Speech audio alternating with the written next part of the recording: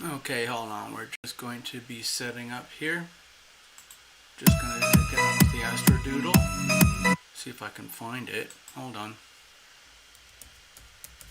Here we go. Let's try this. Oh gosh, so the poor little computer. Okay, I don't know why it's struggling so hard, but it is. Give me a second here. Okay, that's not working either. So here, let's try this. Oh, wow. Okay. Alright, so.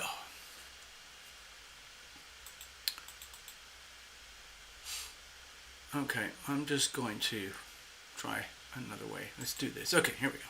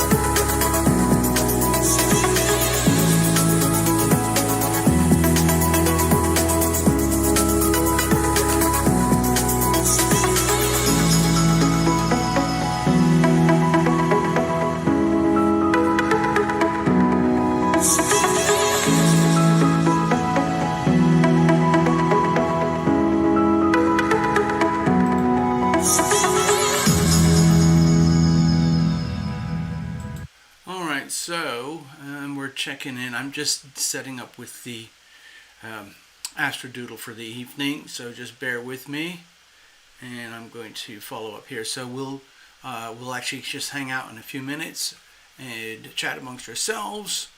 If anyone wants a reading, please go take your PayPal and send it to a little bookabout at yahoo.com. That's the email address. A little bookabout at yahoo.com if you have a PayPal account. If you don't have a PayPal account, it doesn't matter. You can go over here. You can go to Lumination.com and find the donate page and just click the donate button. It pulls up the PayPal processor. You don't have to have PayPal. You can just swipe a debit card, things like that. And the other way is, well, Super Chat, of course. Now, you know, Super Chat is where you, very close to where you type in your chat itself, there's a little tiny box down below. And that takes the payment processor, pops it right up into your window. You can swipe a card that way. Donations usually $5, $10, $15, $20 and so. So that's that kind of range. We've got a couple of bookings tonight already before we started. So I've got room for probably 3 more if anyone's interested. Let's have a look. Okay, so let's leave that. Okay.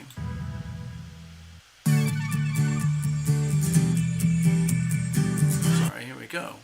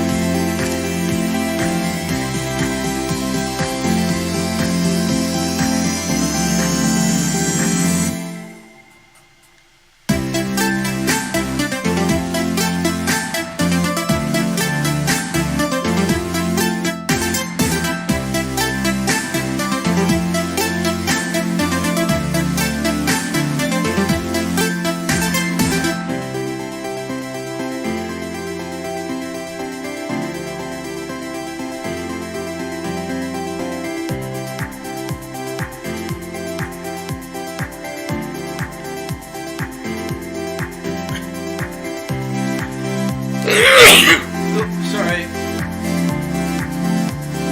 Oops. Sorry about that. Yeah.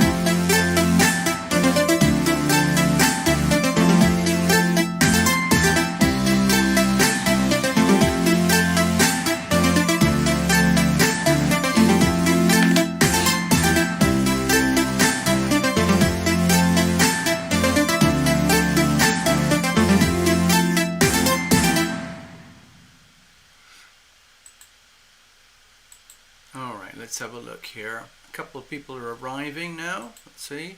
Hi Tina, welcome. I got you already lined up here. Hello Carmelita. Hello Robin. Who else is there? Anyone else? I don't know. It's hard to tell. Still very early. And so we got 3 readings already going. I see your notes there. Hold on. Let me read Tina's notes. I have a different focus for my reading. I am bringing home a new female GSD puppy in June. She is a working line that has great qualities for SAR work. Oh, how will she fit in? That's like one of those security dogs, is that right? Huh.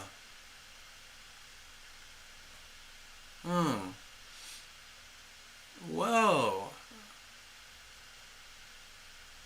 It's a German Shepherd, is that right? A GSD?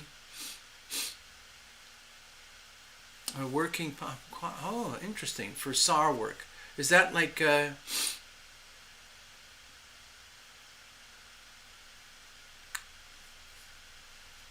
let's see. So SAR work, is that for, like sniffing out the whatever they call it, the bug sniffing at airports and security and locations and things like that. So yeah, we'll talk about that more when we clarify and get on with your reading itself. Okay. Thanks, Tina. And over here, Robin. Thank you, Robin. And I got space for a couple more. Space Star. Hello, Space Star. This is a by donation place. People get readings by donation. You're welcome to hang out.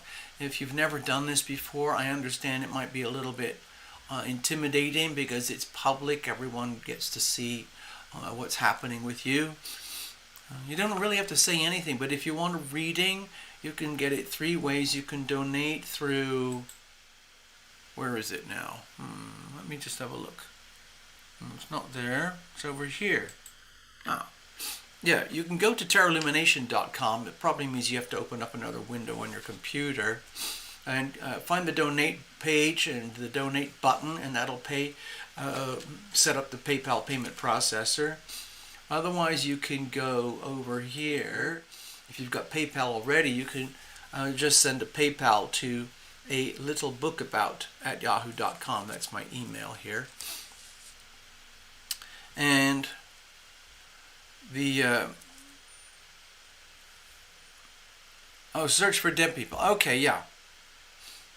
Like in disasters and hurricanes and tornadoes and floods and fires, or abandoned homes and things like that, or search and rescue. Yeah, SAR, search and rescue. Got it. Thank you, Tina. Hello, Ivona. So Space Star. Yeah, there's different ways. You can also so the first way is PayPal directly to Terra Illumination's email address over here. A little book about at yahoo.com, or like I said, you could go to terraillumination.com and find the donate page right there, or you could go to the super chat button underneath where you type. There's a little box with a $sign in the middle of it. You click that box and it opens up the super chat button. But they take 30% of the donation, so that's a big chunk that never gets here. Anyway, so I hope that explains something. Let me just check in and say hi to people over here. Greetings, good evening. This is Terra Illumination. How are all of you? Thank you for dropping in.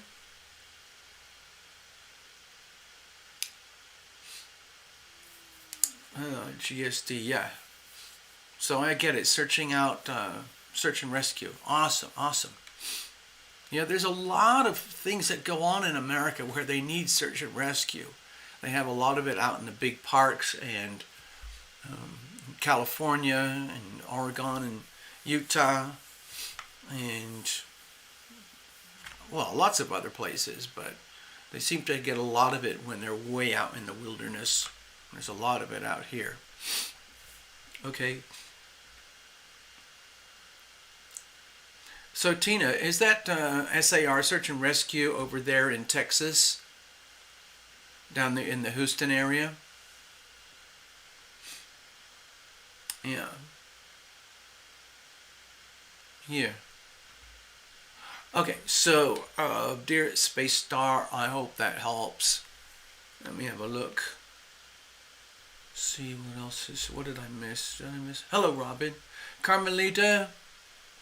It's the same thing. I mean, hang out with us if you want, because we just hang out here. I do a bunch of readings, and then sometimes the readings have these spillover effects into other people. It's quite uncanny sometimes. Like, 2 readings later on, and then you'll wait a minute, that applies to me too. It's just random. You can't really predict it. It just happens now and again. So there you go. Yes, please come and hang out with us. Okay. Wow. German Shepherd dog. Got it. Yeah, I was just telling a story the other day about a German Shepherd dog when I was a baby. When I was a baby, my parents had a German Shepherd dog that they got specifically to be my like little security guard reminder, so like a guardian. And we lived in Lima, Peru at the time, and the house had a nice garden and gated fences and things like that, but intruders were not welcome. And anyway, my parents got this German Shepherd, and I've seen pictures of it. It was a beautiful dog, but he was jealous, and at the time my parents could afford a nanny for me when I was very young, simply because my father was on an American salary working in Lima, Peru, where there was a huge disparity in the currency. So it was like we were doing really well in Lima, Peru. So they splurged on a nanny to help my mom. And so my mom had the nanny, and I had the dog, and I had the nanny too. So I was a really spoiled little kid, as you can tell. But apparently, my mom and the nanny would witness many occasions where apparently the dog, his name was Tuca, where Tuca would look around to see if anybody was watching. And then he would come up to me, and if I was playing, then he would come and knock me over on the ground, and he would just keep doing it until I started crying. It's because he was jealous that I got all the attention. Like it wasn't fair. How come he has to be a guardian and look after me when I've already got a nanny? I'm already spoiled rotten. So he was really jealous. But he was a lovely dog anyway, okay?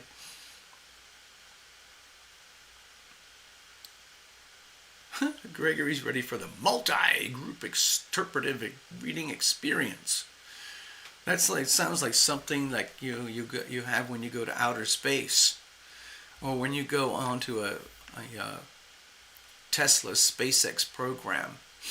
You have to have a multi-group interpretive reading experience where you are instructed in space language. Alright, so I'll keep an eye out for things over here. Let's go over to the astrodoodle for the day. Interesting to say the least. So, some of you might be aware, or not, but we're heading to the eclipse season, and that's very important because it relates to the nodal axis as well for the whole world. So, remember about a year and 3 or 4 months ago, we had all those eclipses with the Cancer-Capricorn axis all over this axis here, and it was really tumultuous for the United States, and it was the very, very beginning of the global viral crisis. Yeah. Hi, Robin. I'm not sick right now, but in general, my body is very fragile, so I have to be careful. My voice is not very strong at the moment. I'm just in a very kind of, I would say, fragile condition. I'm not sick. I just blame it on the planets. But anyway, those eclipses a year and a half ago were very significant for the United States. And as you know, I predicted on January 2020, where we would have this massive global event which would trigger a financial collapse, which is exactly what happened. And we're still dealing with the aftershock today. It is a permanent aftershock. It's a permanent damage. And now we're figuring out what's the next step. Well, the next step is very much to do with the eclipses that are happening now. The next eclipse axis is the Sagittarius-Gemini axis over here. There's Sagittarius, there's Gemini. And so next week on the 26th, we have a full moon eclipse. The sun will be here in Gemini. The moon will be up here in Sagittarius. Right now, the moon is hovering at the end of Libra. It's going to cruise through Scorpio for a couple of days. And then after about another day, it'll be at the Sagittarius point here as an eclipse. Now, to me, this is a really important eclipse because it's very much to do with the United States of America. Okay? And I'll point out why. This is a chart, a primitive chart for the United States of America. And as you can see, the United States of America has a very prominent Gemini-Sagittarius axis. Okay? The United States has Mars and Uranus in Gemini. Okay? So the sun is lighting up the 7th house of the United States. Its relationship dynamics with the rest of the world. How does the United States relate to the rest of the world? How does the rest of the world relate to the United States? Over here, on the ascendant, we have the Sagittarius energy. So the moon will be here, the sun will be here, conjuncting this axis right here. So it's going to be kind of what I look as an identity crisis. I think what we're going to be looking at is the makings of an identity crisis that's coming to a head, and it's not reversible. And then we're going to have the Gemini new moon eclipse 2 weeks later over here, once the moon gets all the way over here over a 2-week period to come into this area here. So we will have the sun and the moon conjoining Venus and Uranus, and Mars here, not Venus, but in the 7th house. So it's going to be a real, I would say, shake-up, shocker for the rest of the world and for America, as there will be no place to hide. Oh, you got the same notes. Oh, Dana, wow. Tina's also looking for a very strong A name for the SAR, Search Rescue Dog. Okay. All right, so that's the important thing. Well, this is important right now. We're not quite at the eclipses yet, but it is going to build up. And as some of you know, I believe eclipses are like spiritual gateways, and there's no going back. If you think of those elevators that have double-sided doors, inside one side, out the other side. So you come in over here, and this is humanity moving in this direction, pressured into the eclipse. You reach the eclipse. It's like the doorway to the elevator opens up on this side. We're all forced into that elevator, and it moves up over 2 weeks, and the elevator doors open up on the other side, and we are ejected out in this direction over here. So we go in here, we are elevated to here, and then we move out here, and there's no going back. You can't get from here back to here, no matter what. So it's an evolutionary gateway, and the best thing we can do is take full advantage of this and prime ourselves and line ourselves up for this, so that it doesn't become too much of a jolt, because sometimes evolutionary steps can be very shocking or radical or disturbing or unsettling. So just be aware of that, okay? So it's going to happen to all of us here on planet Earth. The eclipse is going to happen here, okay? Moon in Sagittarius, Sun in Gemini. 2 weeks later, Sun in Gemini, Moon in Gemini. Anyway, for tonight, right now, these are very, this big green blob here, the green blob here, these little green blobs here, these are sweet and they're comfortable and they're moving fairly quickly. So there's no point in getting too comfortable with all of that sweet stuff. It's very harmonious. Just a few hours ago, there was a big fat green line here too, and it would have been sort of like having a massive air trine, like Gemini, Aquarius, Libra, okay? Even though Jupiter is in Pisces, it's so close to the Aquarius axis by terms of sacred geometry, it was a massive air trine, okay? Very, very comforting, very harmonious during periods of extreme stress. This is a very quick event here, but it's very stressful. The moon in Libra hard square to Pluto. That might give you a very deep sense of a cold sweat kind of fear about what's going on in the world right now in terms of, I would say, power struggles in relationships between countries and other countries, people and other people. Where is the order? Where is the honesty? Where is the truth? Over here, we got this super stressful axis between Saturn in Aquarius and Uranus in Taurus. From my perspective, this is very much to do with global finances. Taurus, ruling money. Taurus in the second house. Taurus, the sign of values, your natural gifts, your natural talents, things like gold, silver, things of material value like your skills, the money that you earn from your natural gifts and whatever you've taught yourself. And it's all being challenged. Like on a global scale, Uranus is in Taurus right now. And Uranus, as you know, is the great awakener. It is shock, it is awe, it is explosive, it's highly unpredictable, highly volatile energy. And it's very contradictory to the Taurus energy, which likes comfort, stability, predictability, and safety. So this is an extremely disruptive, highly uncomfortable dynamic that's happening right here for the whole of planet Earth. And that includes the weather, okay? Taurus rules also like the elements of Earth, the actual physicality of life, okay?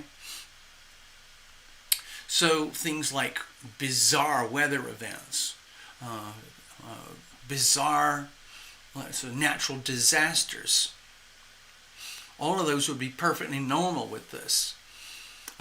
Bizarre environmental crises, things like whatever they call it, climate crisis, and grand solar minimums, and bizarre shifts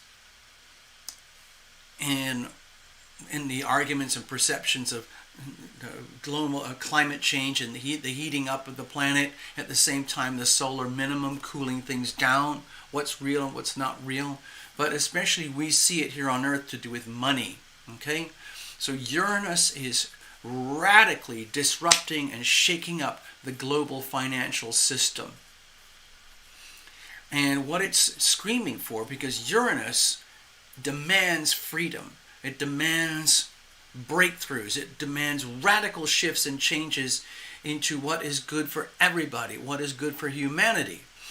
And there's a lot going on in global finances that is very fossilized, archaic, redundant, and it's all designed to serve the elite. And it's all coming unraveled. Saturn is over here in Aquarius, testing humanity, testing testing humanity's ability to be humane towards itself. And so it's like a double pressure here, because this is a very hard squared energy.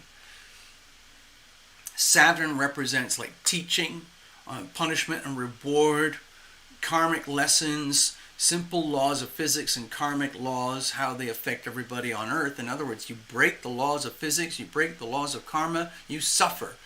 And when you honor the laws of physics, the laws of karma, the laws of nature, then you are rewarded, but you're still being tested. And so it's like a double duty test.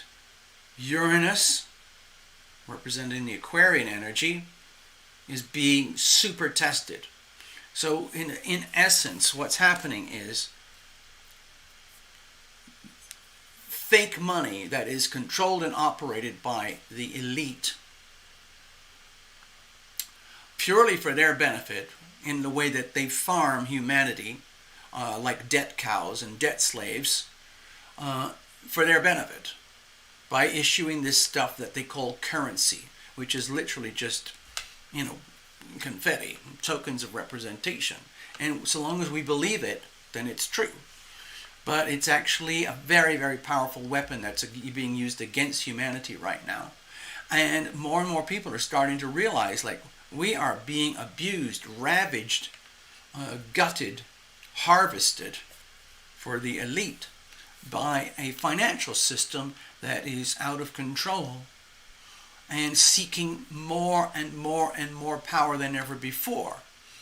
And it's getting so bad that we, the people, humanity itself, is demanding freedom, liberation, honesty, simplicity, functionality for everybody, not just for the elites. So it's a battle. The way I see it is a battle between fake money and honest money.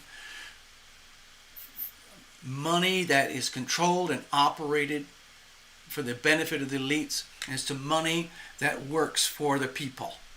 Okay? It's literally a war.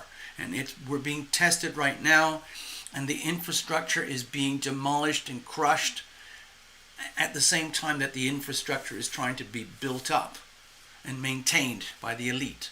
But it's not going to happen. Eventually there's going to be these cataclysmic breaks, and we're going to start to see that like huge fissures in the global financial infrastructure over the next few years, and especially after 2024. But it's going to be very, very shaky, very, very scary over the next few years with global finance. We are being tested. So be aware, okay? Anyway, there you go. So far we only have 3 readings tonight. I can take another one. Let's have a look. Let me go over here. So, yeah, I was just giving you an outline on my perspective regarding the charts that I see for today.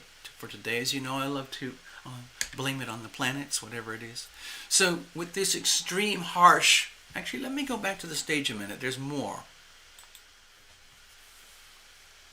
With this extreme harsh aspect over here, where the concept of equality, humanity, humanitarianism is highly challenged right now. There's fake humanity, fake caring.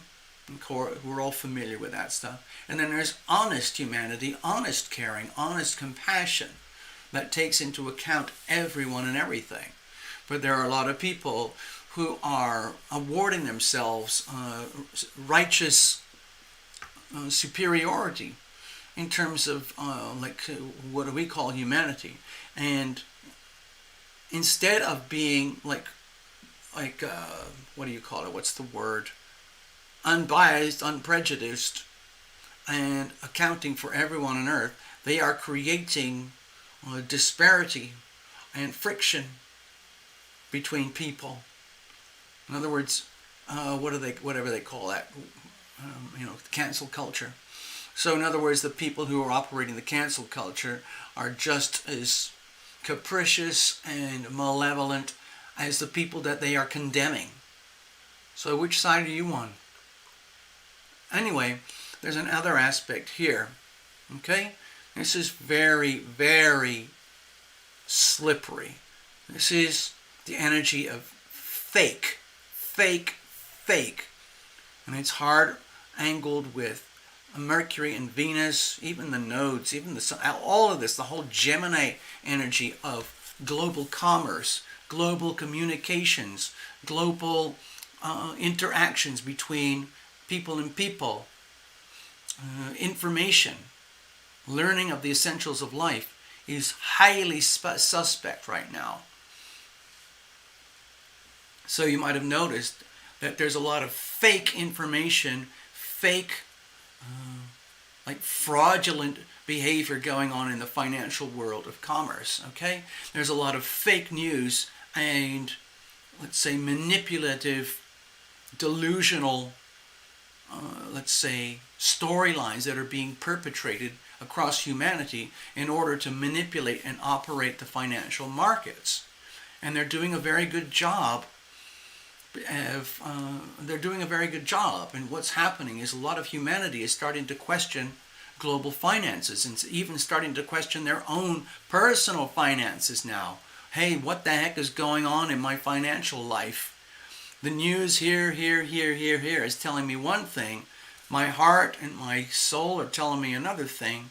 And then the people who are on the side of the Aquarian honest money are telling me another thing. So which is it? Okay, that's for you to figure out for yourselves. Okay? So, this is extremely uncomfortable. This is really uncomfortable. This is very uncomfortable. This will pass very soon. The eclipses are going to be a bit of a shocker. Okay?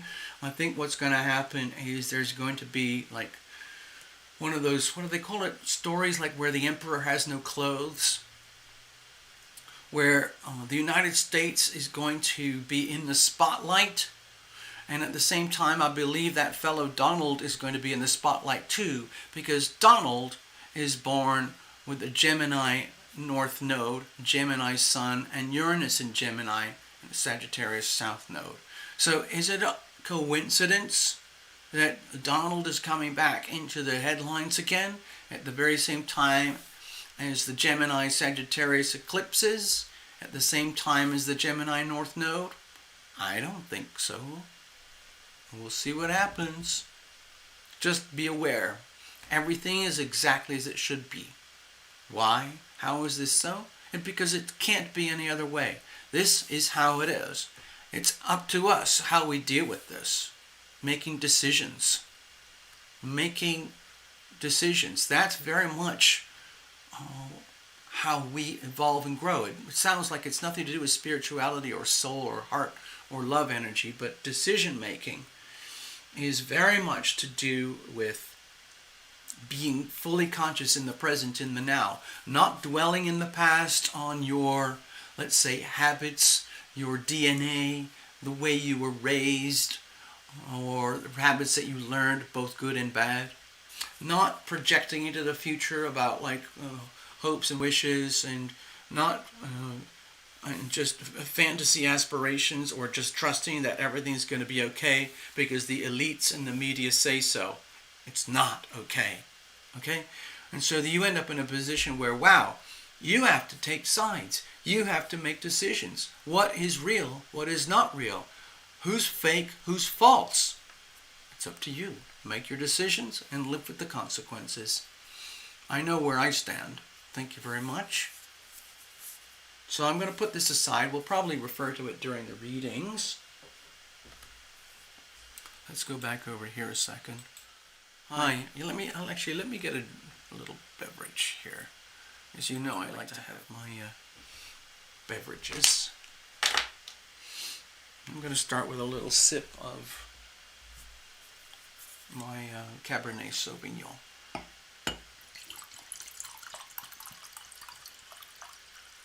There we go.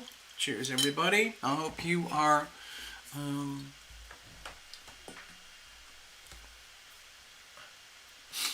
well taken care of at your home, your house, your place, your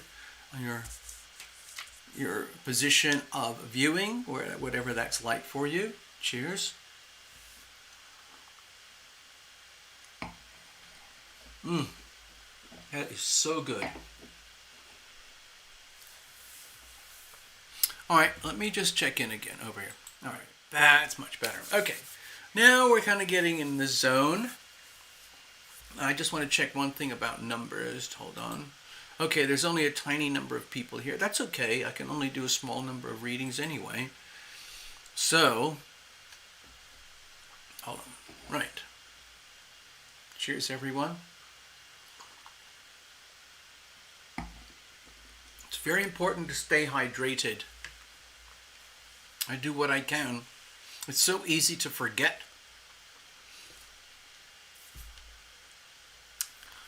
I have a lot of water signs in my chart, so water is important to me. But I also learned it from my doctor, because I have to go see this doctor every 3 months because of one of my conditions. And I chat to the nurses and the administrators and everything, and I asked one of them, I said, look, so like what's it like on a daily basis, blah blah blah here, like, you know, because I feel like I'm a bit of an anomaly at this place, because I seem to be doing so well with such a hideous condition, and there are others that seem to be doing very poorly with conditions that are not as bad as mine. And one of the nurses said, Shall I tell you? Pretend I'm the nurse. It was a guy. He'd been doing it a long time. And he was saying, frankly, what I see most is dehydration. That's what he said. Because it affects how well your body works, how well your cells work, how all the fluids and the chemicals and the electricity and the nerves and the muscles and the blood and the plasma. It affects how it all works. If you're dehydrated, just imagine when you, take an orange, okay? Just if you live in a dry climate like it is over here, or take a head of corn and just let it sit out there for a few days. Watch what happens. It's still the same piece of corn, but it can get dehydrated very quickly. If you've ever seen a dehydrated orange, it ends up as hard as a rock. And it can get like that in just a few days. You try to cut it open or eat it, it's like eating sawdust. You break open the corn, and all the kernels have shrunk and turned into little shards of, look like rotten teeth. And it's very sad. And that's what the guy was talking about with hydration and dehydration. I like to drink quite a bit of water. I should probably drink even more. But it makes a huge difference because you breathe out so much moisture. Your body radiates and transpires so much moisture, and you lose it all. And also another thing is that a lot of people, they don't drink water. They only drink things like soda or beer or wine or power drinks or energy drinks or some kind of bottled something or other. Anything but water. But he made it very clear that pure water is essential, not Coca-Cola. I mean, I like all sorts of beverages. Mostly, I like water. And apparently, it seems to make a huge difference. There we go. So I thought I'd mention that. I learned that very recently. All right, so I don't see any buyers over here for any more readings. So it's going to be a very short night. Carmelita, if you want one, just, do the donation thing. And then who was it? There was someone else. Space Star, liked and subbed. May I have a reading, please? Yeah. So, anyway, it's just very basic by donation. If anybody wants a personal reading in private, I do those as well. Some of you know. I've been very quiet on YouTube for the last couple of years, but I'm still here. I'm still available. You can go to terralumination.com and just book a reading through that way. Okay? All right, let's go over here. Who am I missing? I seem to be missing. Who's out there who hasn't typed in? Is anyone out there who hasn't typed in? They're just watching, eating popcorn for amusements, just to see what we do on this bizarre thing called Terra Lumination, where we do these bizarre things called tarot readings and astrodoodles. If so, please type yourself in, introduce yourself, share yourself with us. I'd love to know where you are too. I'm always curious about locations. Okay, like Tina's over there in Texas, I believe. Gregory is over in New Mexico. And there's Ivona, I know, up in New Jersey, I believe. Spacer, I don't know where you are. Robin, I believe you're over in Texas too. And Carmelita, I have no idea. But anyway, I invite you all to check in and type in. Alright, so let's have a look. Okay, let's get on with it. I'm going to go over here. I'm going to get started. So, Tina, you mentioned something about the dogs. Or the dog, okay?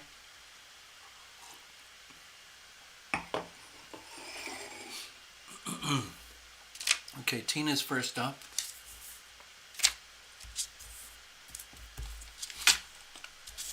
I'll leave a blank post-it note there as a hint for anyone else who wants a reading.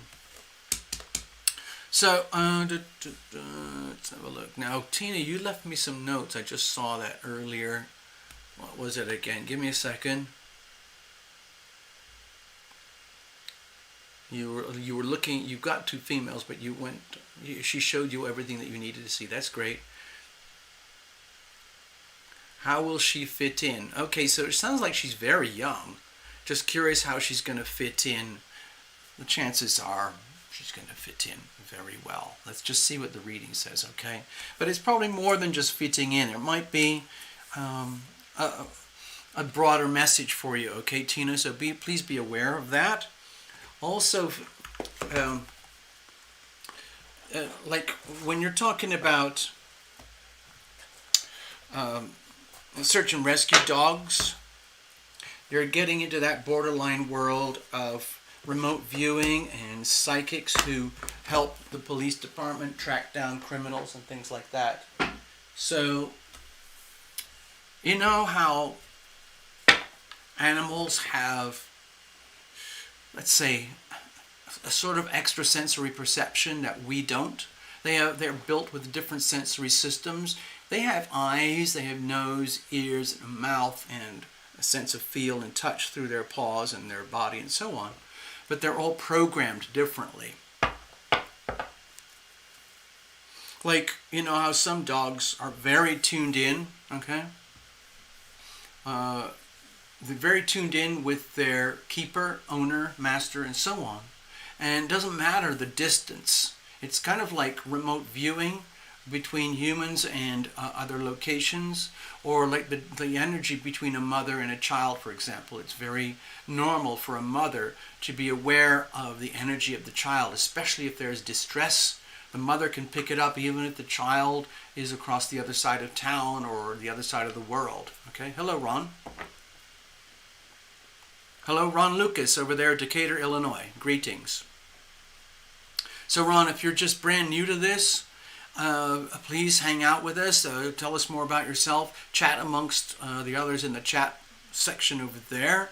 I'm going to be focusing on a reading now for Tina, especially about her German Shepherd dog and how the dog is going to fit in. And Tina's also concerned about a name for the dog. Ron, if you're interested in a reading, I've got room for maybe one or two more. And it's by donation, so you can go to, if you've got PayPal, you can send a PayPal donation like 10, 15, 20, whatever it is, over to alittlebookabout@yahoo.com. Or you can, if you want to, Ron, you can go over here. There's the Terra Lumination website. You go to the donate page. You can go that way. And you can also go to the Super Chat, which is a button down very close to where you type. You just click that button and it brings up the Super Chat and you can pay that way. Ron, I grew up in... Oh, hold on. Okay, Ron, you're over there, Decatur, Illinois. Let's have a look. Okay, here's the thing. Okay, this isn't... I don't think... Oh, there's Decatur. It's right in the middle. I don't know if you can see it on this map, but Decatur is right there in the middle. I don't know where Morton is. Path Traveler, good evening. Good evening, Path. Hello and welcome. You are on Path. Tina's saying, Gregory, there are some bad fires in New Mexico, right? In the Hemis area. Whoa. That's disturbing, Tina. Yeah. Yeah, so anyway, Tina, you're over here. Ron is up here. Gregory is over here. Terra Lumination, Love Triber is over here. Path Traveler is over here. Ivona is over here. And I don't know if we've got anybody from outside of the United States tonight. Anyway, we'll see what happens. All right, let's get on with your reading.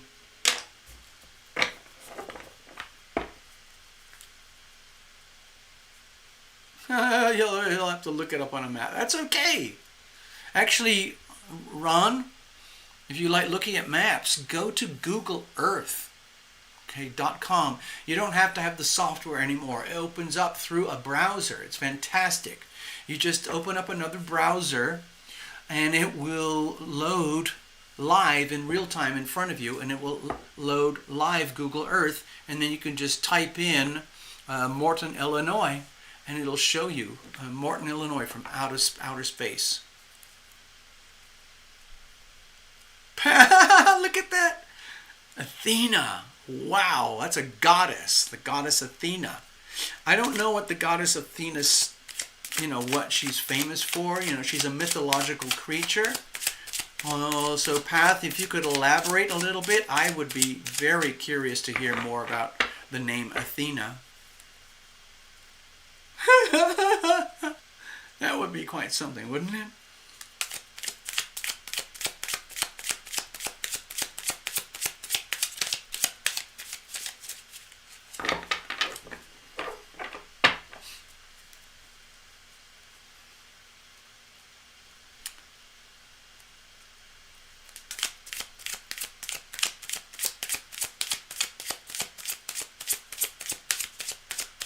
Alright, Tina, let's see what's going on. Jeepers.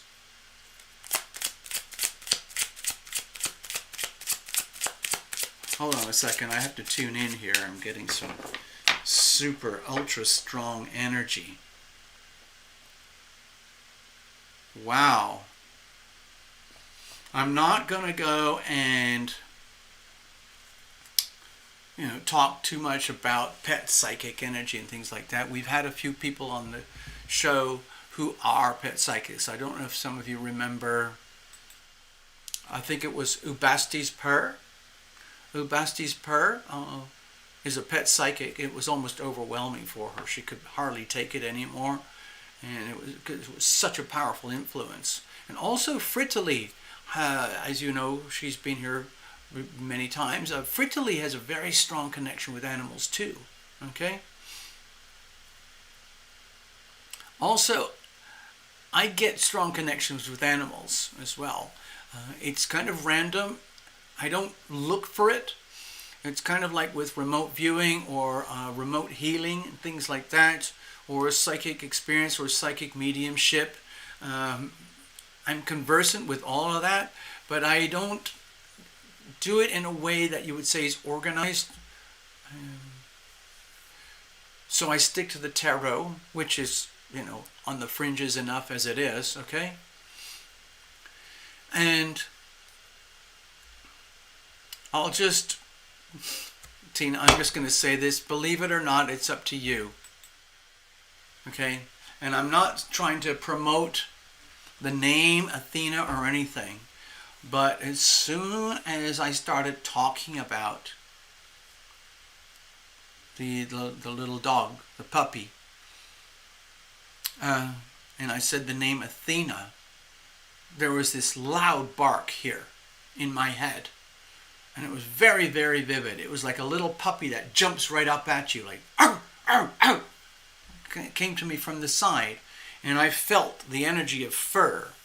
And it was literally like the energy of German Shepherd fur. And it was all over my body. Hello, Maria. And I think what's happening is that, how I was talking earlier, a few minutes earlier, about how dogs can have sometimes very powerful psychic connections with their people, their keeper, their most immediate loved ones, and so on. And I just felt that very, very strongly here, Tina. It sounds like you have a very powerful, very highly tuned,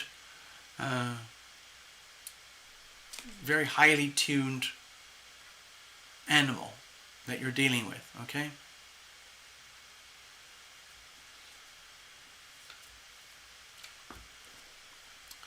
So, Ubasti, U-B-A-S-T-I, that's the spelling, Ubasti. I don't know if Ubasti is still keeping her channel going, I have no idea, but anyway, yeah. So, Tina, my feeling is that this little puppy is super, ultra, hyper aware.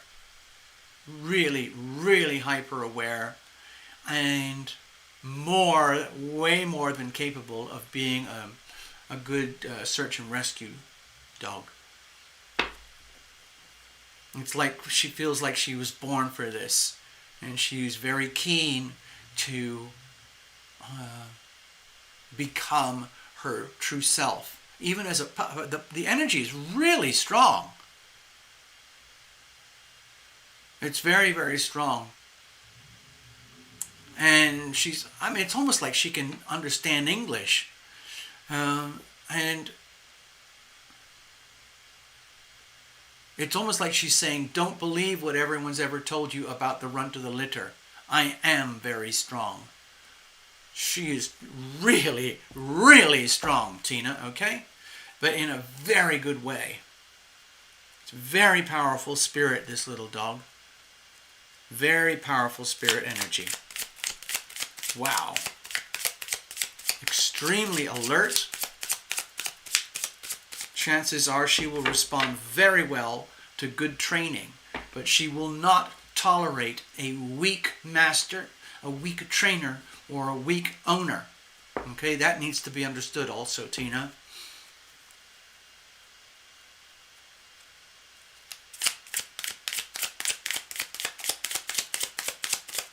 All right, let's just see what the reading says, okay? We're just going to do a broad reading about the puppy, okay?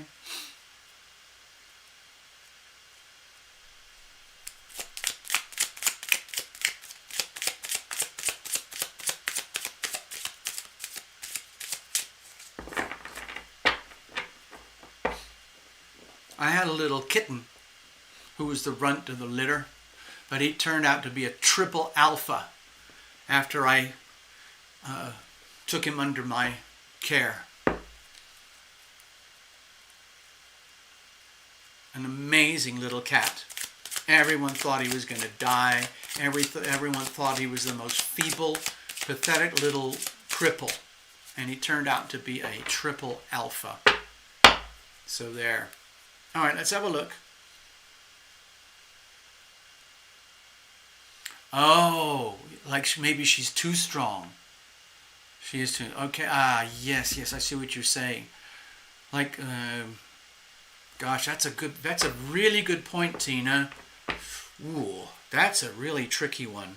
Let's just have a look. Okay, let's just see what messages come up here for you before we cast our own opinions.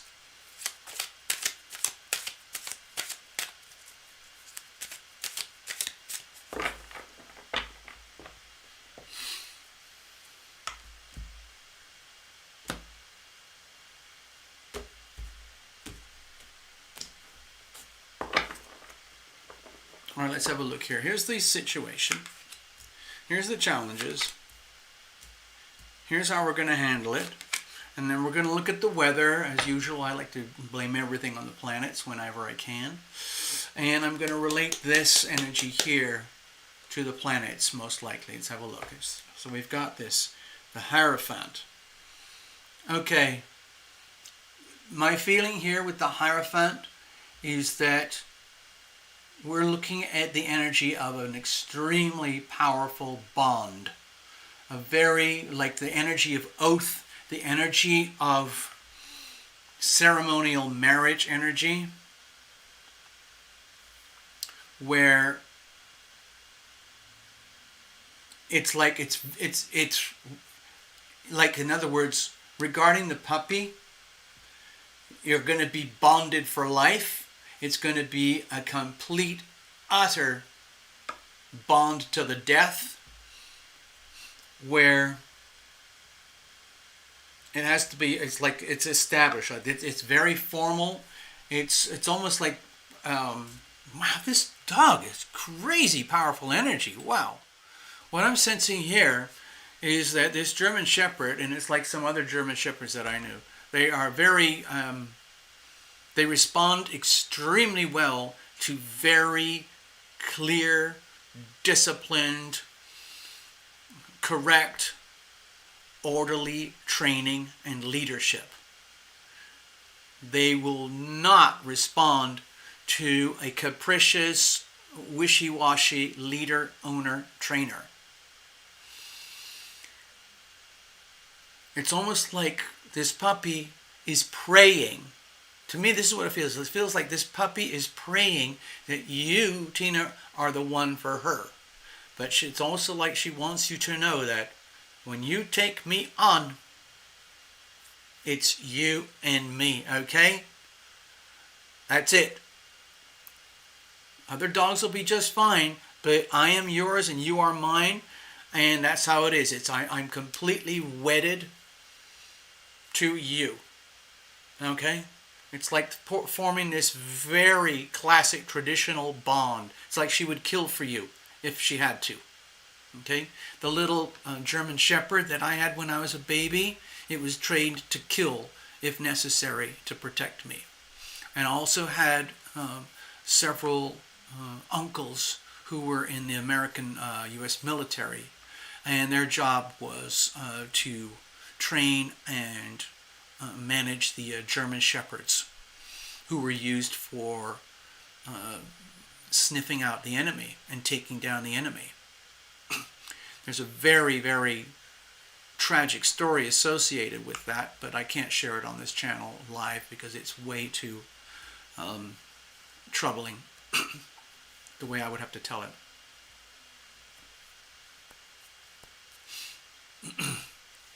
So, anyway, I just wanted to let you know.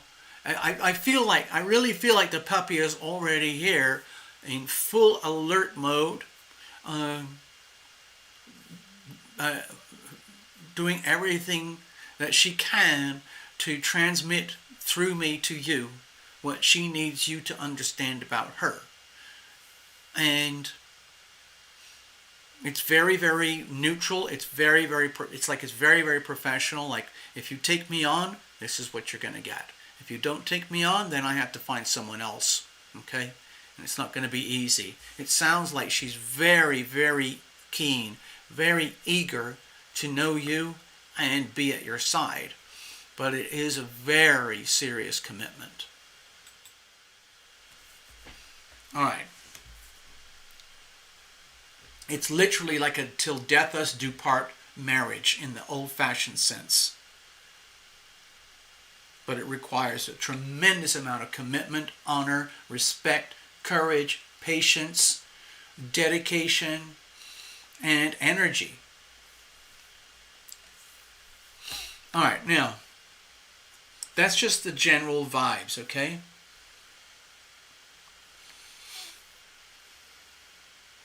Also, because of these eclipses, it might be kind of an evolutionary leap for you, Tina, where it's like, you know that expression, like, oh, hold on.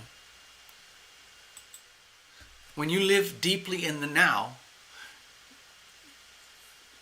if you think about it, just for a moment, just go off track and think about it for a moment, every decision, every activity, every random apparent incident in your life has led up to this moment of now. Nothing else before, nothing else after. And right now, here in this very moment, I'm feeling this very strong thing between you and the puppy, and between myself and the puppy to you. It's like it's literally like the puppy is talking to me, saying, "Yes, you're absolutely right. That's exactly what I would have told her. Thank you so much." And she's very, very alert, very attentive, like being in the military, like she's already highly programmed to be super ultra efficient, as though she'd already gone through SEAL training, Marine training, Green Beret training at the highest levels of testing to be born to be this little dog, this little puppy that she is today.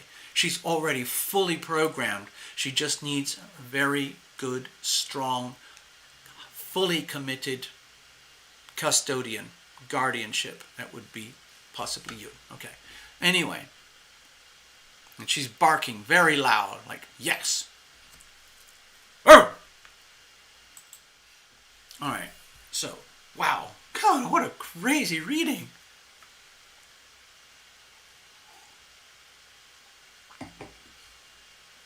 All right, here's the situation.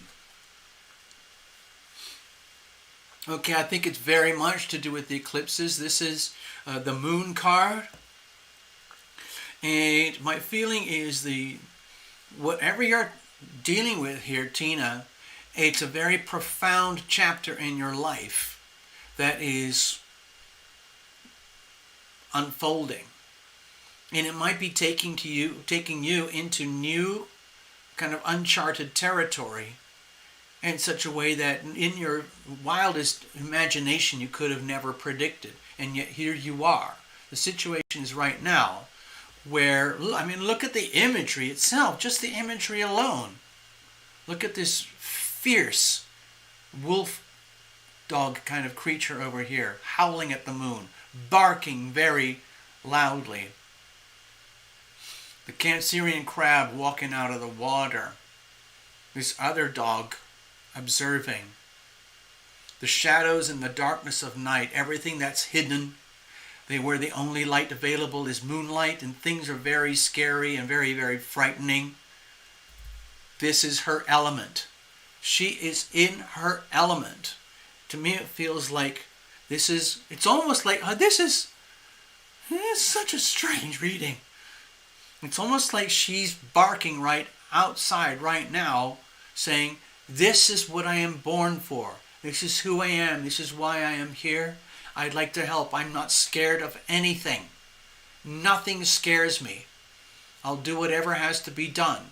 But I need someone very strong to be with me. Otherwise, I could be subject to fear as much as any other living creature. Okay? In other words, it feels to me like this thing that you're dealing with here, Tina, between you and this puppy, as also between this puppy and you. It's a two-way story. This is a very big deal for the puppy. And I think the puppy is trying to convey that you have to understand this is potentially going to be a very big deal for you too. If you take on this puppy and you form this relationship. There will be nothing to fear, even though you're dealing with fear itself. The death, the loss, tragedy, things that a lot of people can't handle or are too scared of. She is in her element. And you would be too, Tina, because you've spent a whole career in crisis, taking care of very frightening, very scary things with human beings. To me, it feels like you're just entering a whole new chapter in life. Okay, what's the challenge here? Okay, so with the Nine of Swords, my feeling is it's kind of an irreversible situation that's going to unfold where wherever you like it, however things unfold, let's look at it this way. So let's say that something really positive happens between you, Tina, and the puppy, and you decide to go ahead with this commitment. It's going to take you and the puppy into a world where there's a lot of confusion and pain and fear, especially if you're hunting and looking, search and rescue, where there's been tremendous amounts of pain and suffering and confusion, or where all hope has been lost already from all the other sources. And so you get to this question of like, wow, can we really do anything? The fear of not being able to solve the problem. That's a kind of a big deal, because I think it would be very, how do I explain this? It's like,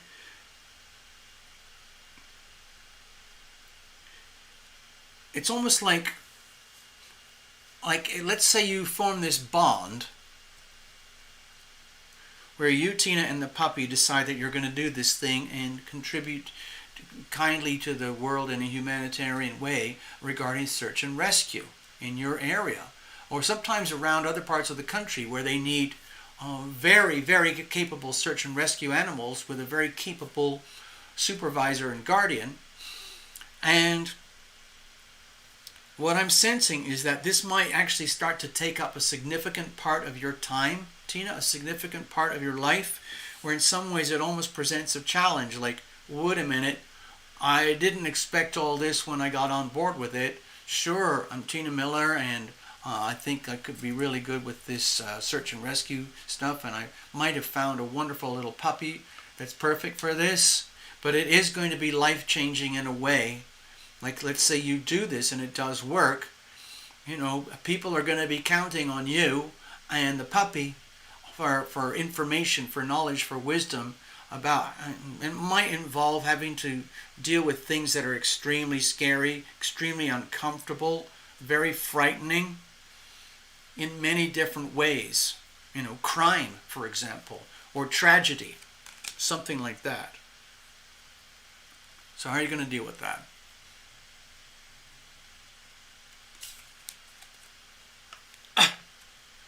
This is fantastic. What I see here, Tina, is the Ace of Wands. Okay? The only thing to fear is fear itself. False evidence appearing to be real. F-E-A-R. Okay?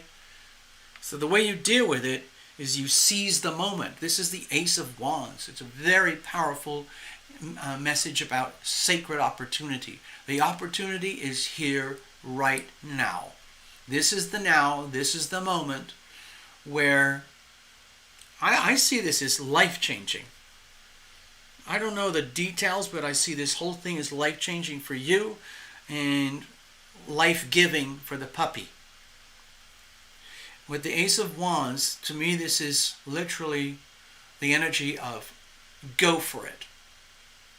Make an absolute 100% commitment to go for it, no matter how scary, no matter how difficult things might become in terms of transition, change of life, change of circumstances, how you affect the puppy, how the puppy affects you in your life, how it feels like it almost might catapult you into a new chapter of life where this whole thing about search and rescue and helping people who are lost could be really important for you. It's basically, to me the message is very strong, very simple, pure, and obvious. You're going to be exposed to new worlds, new things. You're going to be exposed to some very challenging circumstances. But the way to deal with it, instead of running away and throwing this whole thing away, is to follow on what you've already started.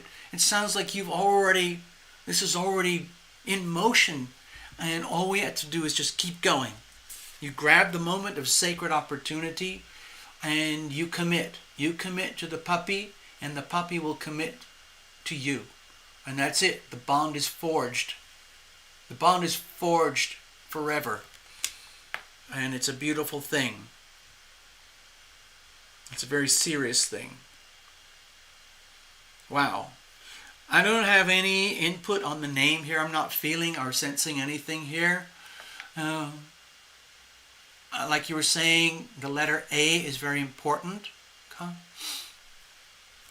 But who knows? I love the sound of the name Athena.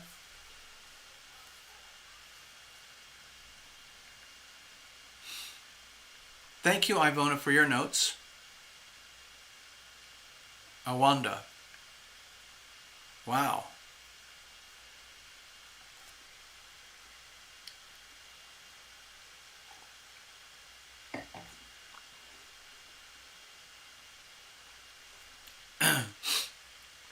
Okay, so we'll deal with the name another time. Maybe, you know what I would recommend is just hang out for a little bit longer, Tina. And there might be some hints that come up in the chat that might trigger you. Or maybe you don't have to settle on a name just now, but the takeaway from this mini reading tonight, Tina, I would suggest is to literally seize the moment, seize the opportunity. It looks to me like it's life-changing in a very good way, despite the fear of the unknown, despite the challenges that you will encounter. Wow. Whoa! Oh my God, I'm feeling like the puppy is right here, literally right here, and she leapt up, put her front paws on my shoulder, and started licking my face and my neck.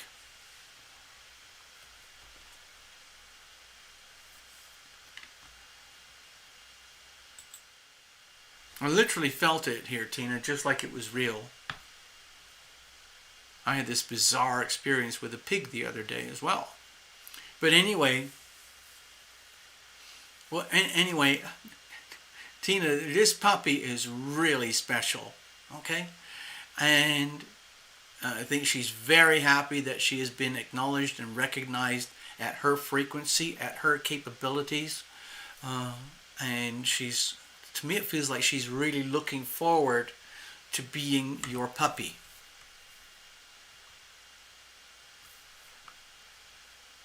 Ava. Ava is a beautiful name. It's glamorous, like Ava Gardner, some like black and white movie star.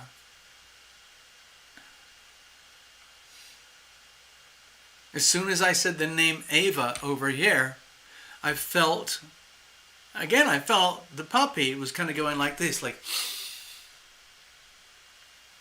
as though like, I can be Ava. You know, I could be Ava if you want. It's a very, it's 2 syllables, Ava. What I noticed before I was going to even talk about the dog names, what I noticed with people, like especially with pets, they like 2-syllable names. It seems to be like a reflex action. Okay. Ava. Over here, Bonnie, Bubba, Boo Boo. Those are the cats. My little cat, Peter. My little cat, Hector. It's all 2-syllable names.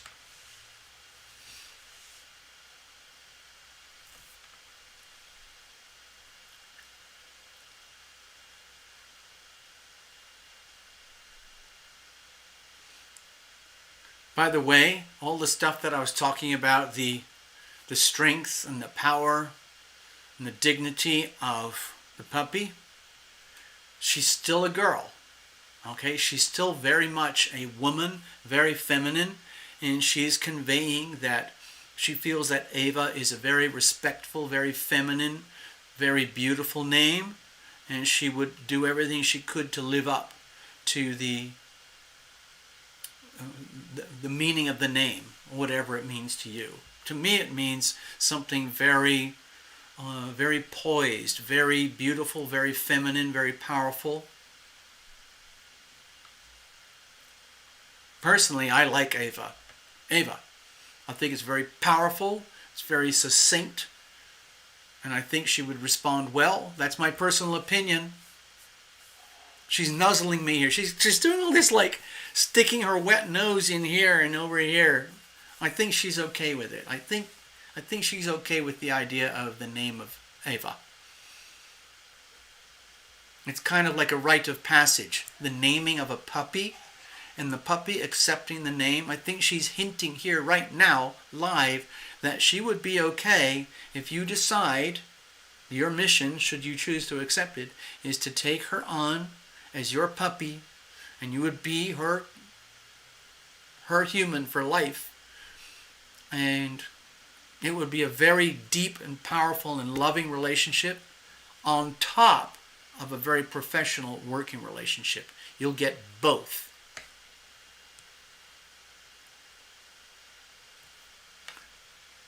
I hope that helps.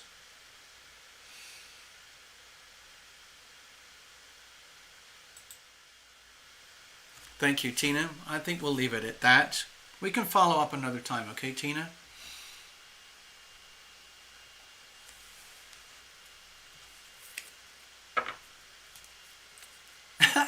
Ava G.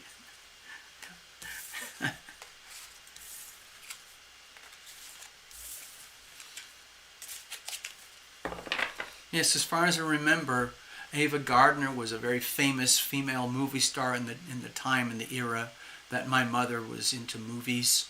And Ava Gardner was very strong female kind of character, very large aura. G stands for Gardner. That was the last name of that movie actress, Ava Gardner. Very good question there, Love Triber. Very, very important question.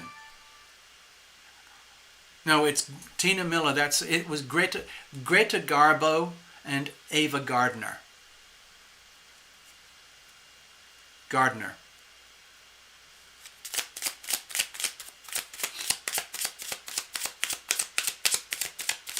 All right, Gregory, you're up. Let's have a look, see what's going on here. Gardner, go get her, girl.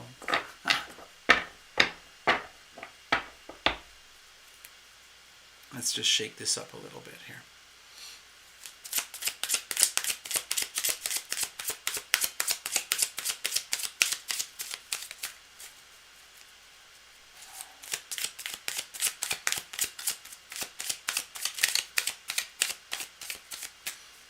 And then after Gregory, we are going to read for Robin and see if there's anyone else who shows up at the last minute.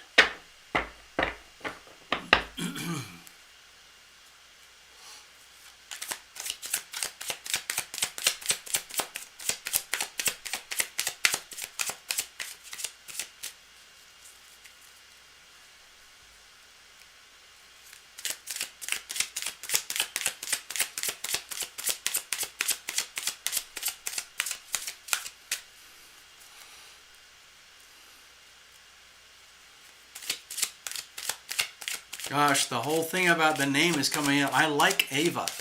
I like it. It's very strong. It's 2 syllables. It sounds very feminine to me, personally. And it seems certain over here that the puppy would be happy to respond to the name Ava. You know, nothing's written in stone yet. I'm not going to say yes or no, but you did ask about the name Ava, and I felt very strong receptivity here.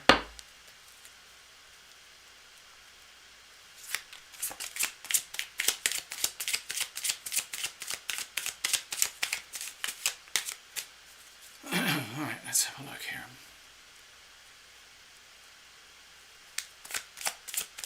Good point, Mr. Ross. Training ahead for you too. It is. It's very, very important. That's a really good point. That's a really, really good point. Tina, obviously you'd have to be very much, let's say, aligned or tuned in with the puppy as she grows and matures and goes through her formal training. Okay? So that, like, the communication is very clear, very, very strong.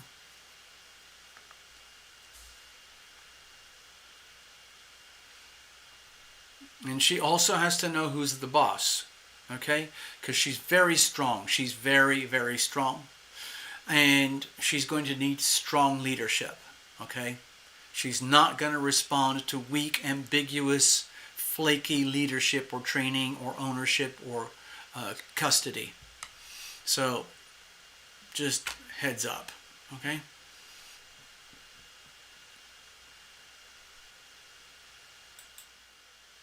All right, Gregory, so thank you. It's been about family karma today so far. Oh my gosh, yes. I know that you've been really up to your neck in it, like swimming in tar.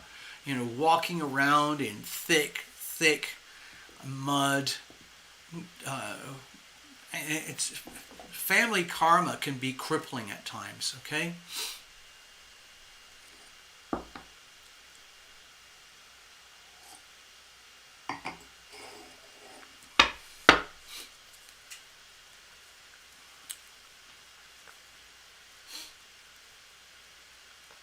It's really good that you're dealing with this in a very proactive way, by the way, Gregory.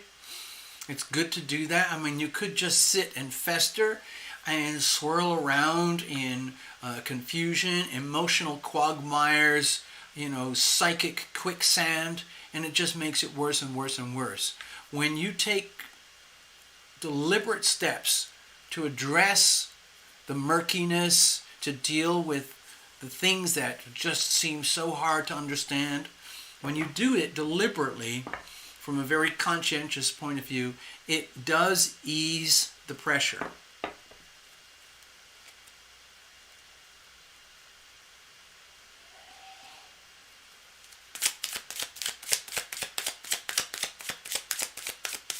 Okay. Hey Robin, I see you. Thank you so much. Ha! Take care. You're very sweet. You're very kind, Robin. We'll meet up again, okay? We'll probably have a private group meeting or something. I can get something sorted out on the Zoom.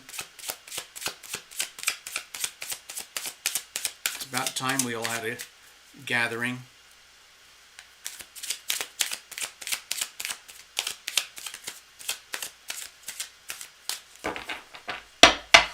All right. Let's just dedicate this to family, okay, Gregory?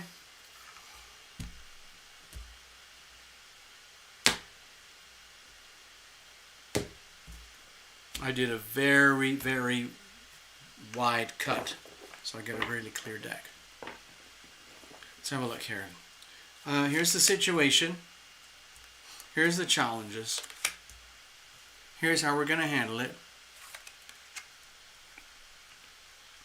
And we're going to look at circumstantial energy over here, environmental influences. I like to consider the planets especially. Prince of Cups.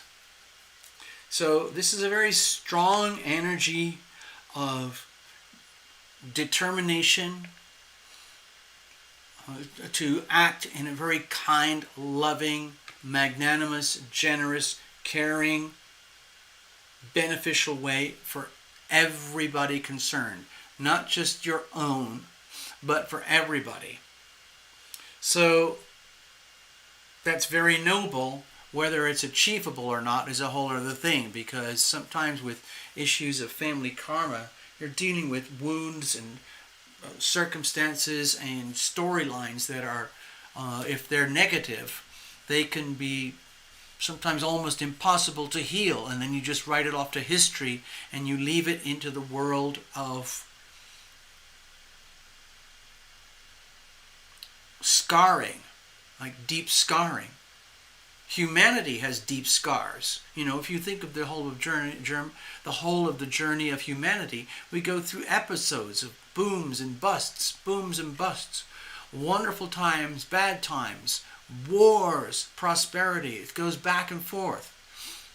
And it's happening now, okay?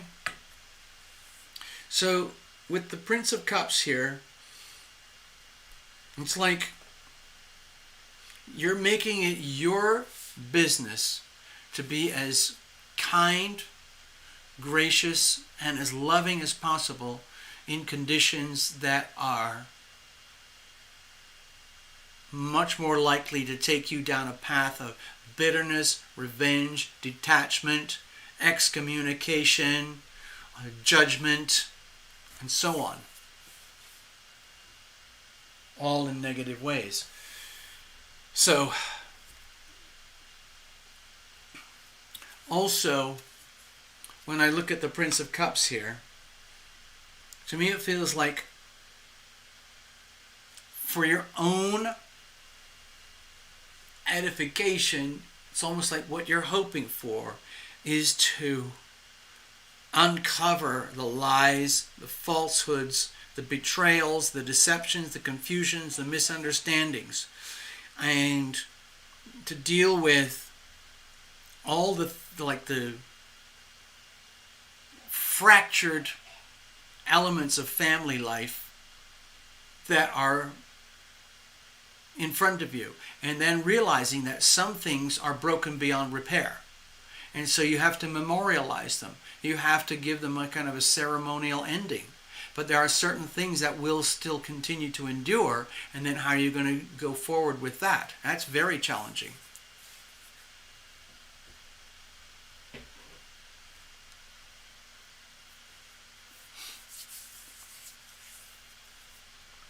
Okay, now let's have a look. Here's the situation itself, okay? Queen of Swords. This is an energy of ruthlessness, but not in a good way, not in a bad way, just in terms of efficiency. I don't know if you can see this. It's a staggeringly beautiful card. See if I can hold it still for long enough. The camera will pick up. I don't know. Sometimes the camera will pick it up.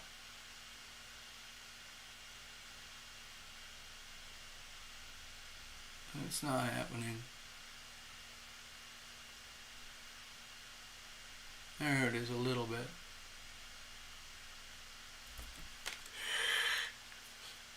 With the Queen of Swords here, it's very different energy from the Prince of Cups, which is like the Knight of Cups.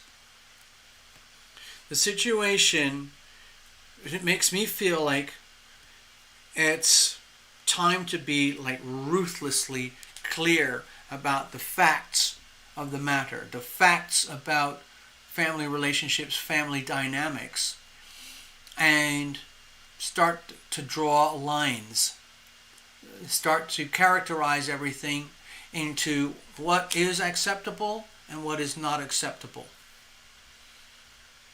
And in other words, you reach a point where it's like you have to put things in a box, or you have to bury them, or you have to set them aside as things that are never ever going to be discussed, never solved, never talked about, never dealt with ever again, because you're dealing with insolvable problems that it's not even to do with karma anymore. It's much more to do with accepting the realities, facts, truth, that certain things are irreparable. And then you go on from there. And so the Queen of Swords energy is very clear, very ruthless. The Queen of Swords is very, very happy to extend her, let's say, her riches, her kindness, her mastery, her authority, her dignity, with anyone and everything who is truthful, honest, sincere, and direct. Anything less than that is unacceptable, and it just has to go. No apologies, no second guessing. It's just literally an excommunication. So in terms of family dynamics, because that was sort of the subject that you came up here on the screen, it looks to me like the situation is where you, Gregory, are in a situation where it's like you have to categorize everything for the truth of what it really is. So these particular family members with whom there is a lot of family karma, there might be a lot of love, but it might be the kind of love that has to be filed into the history books, and then life moves on, and it's actually quite common in families, from what I can tell, where certain family members literally divorce themselves from the rest of the family. They decided they're going to go on another path over here, over there. They never talk to their siblings, mothers, fathers, stepmothers, stepfathers, grandparents, all of that. It's completely excommunicated. And that's the end of it. And then it's evolution. It's literally like, the shifting of tectonic plates. Sometimes tectonic plates go this way and crash into each other. Sometimes tectonic plates are like this, where they're tightly bound and they start to separate. And there's no going back either way. So I think this looks very much to do with the extreme brittleness. This is very, very brittle energy. The Uranian energy here, Uranus in Taurus, very, very rigid energy of Taurus that is being fractured by the Uranus energy. And the very, very brittle energy of Aquarius is being heavily tested by Saturn.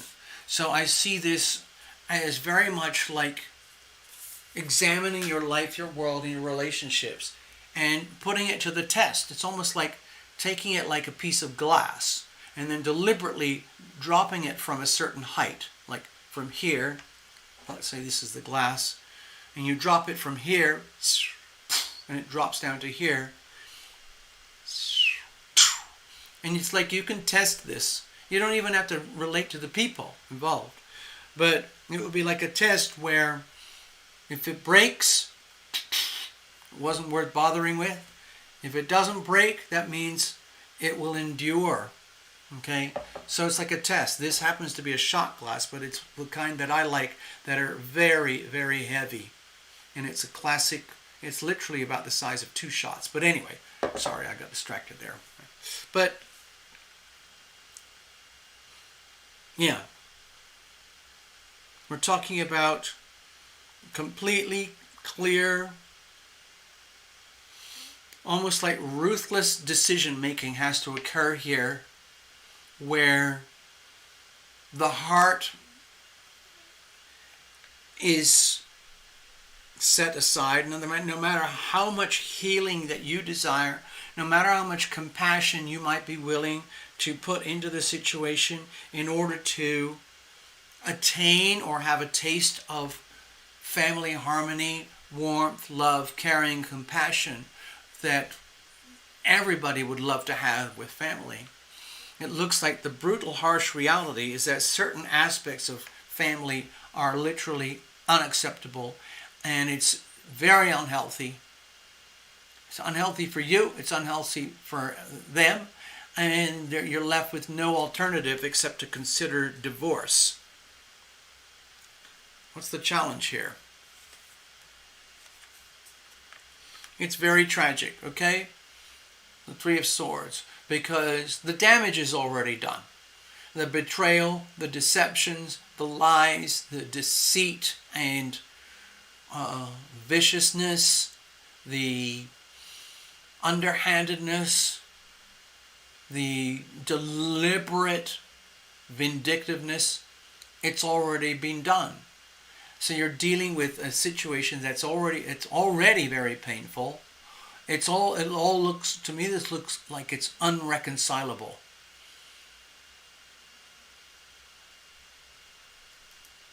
And that's tragic. And then you have to deal with that.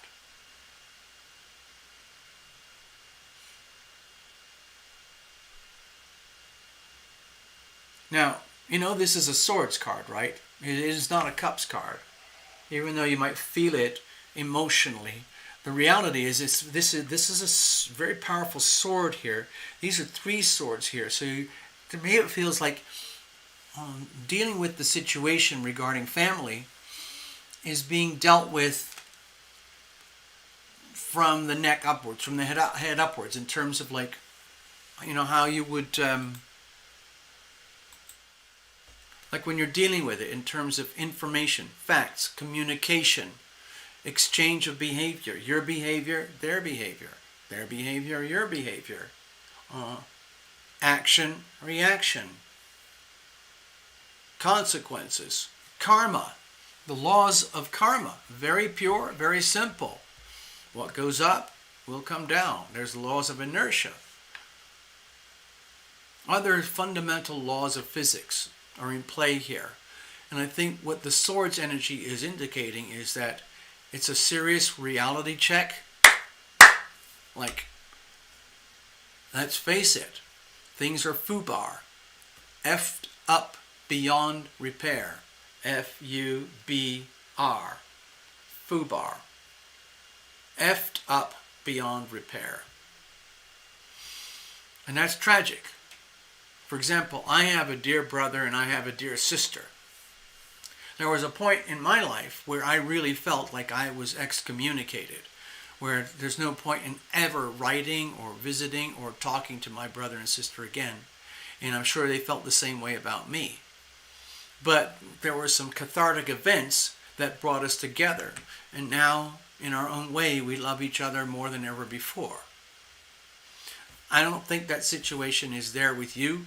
From what I can see in the cards here, Gregory, I think you're dealing with irreconcilable differences that leave you in a very narrow set of options.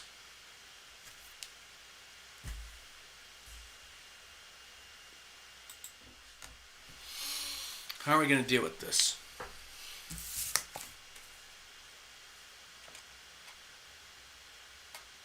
Gosh, it almost feels like it's time to make it official. In other words, you don't have to declare a divorce openly to them, or you don't have to wait for them to divorce you. You can just do this very peacefully and quietly and lovingly with yourself and treat it as a very sad, tragic event where it's life-changing. It's almost like this brutal, very rude awakening that you are at a pivotal moment in life. Again, with the eclipses coming up, there are these evolutionary gateways where you come in here, open the gate, elevated here, out the gate here. You can't go back from here to there. It's like a security gate. And that's where you're heading towards right now. And to me, it looks like it's a very sad, tragic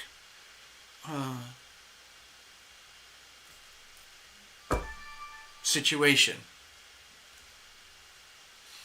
And that becomes life-changing for you. For example, if we get really compressed here and very ruthless, like you're coming from the most loving intention, the most loving energy is out there and available to you because you're already realizing, you're perfectly aware about how bad things are, and yet you're still coming at it from a loving perspective. In other words, you don't have any gains or interest to go to war for the sake of going to war to simply try to repair or heal any of this. This is beyond healing. The damage, the scarring is permanent. It's done. And if you want to keep scratching the same wounds over and over and over again, it's just going to lead to more and more recycling of the same pain over and over again. So you reach this situation where it's a tragedy, where you realize that, my God, I literally have to divorce myself from these people.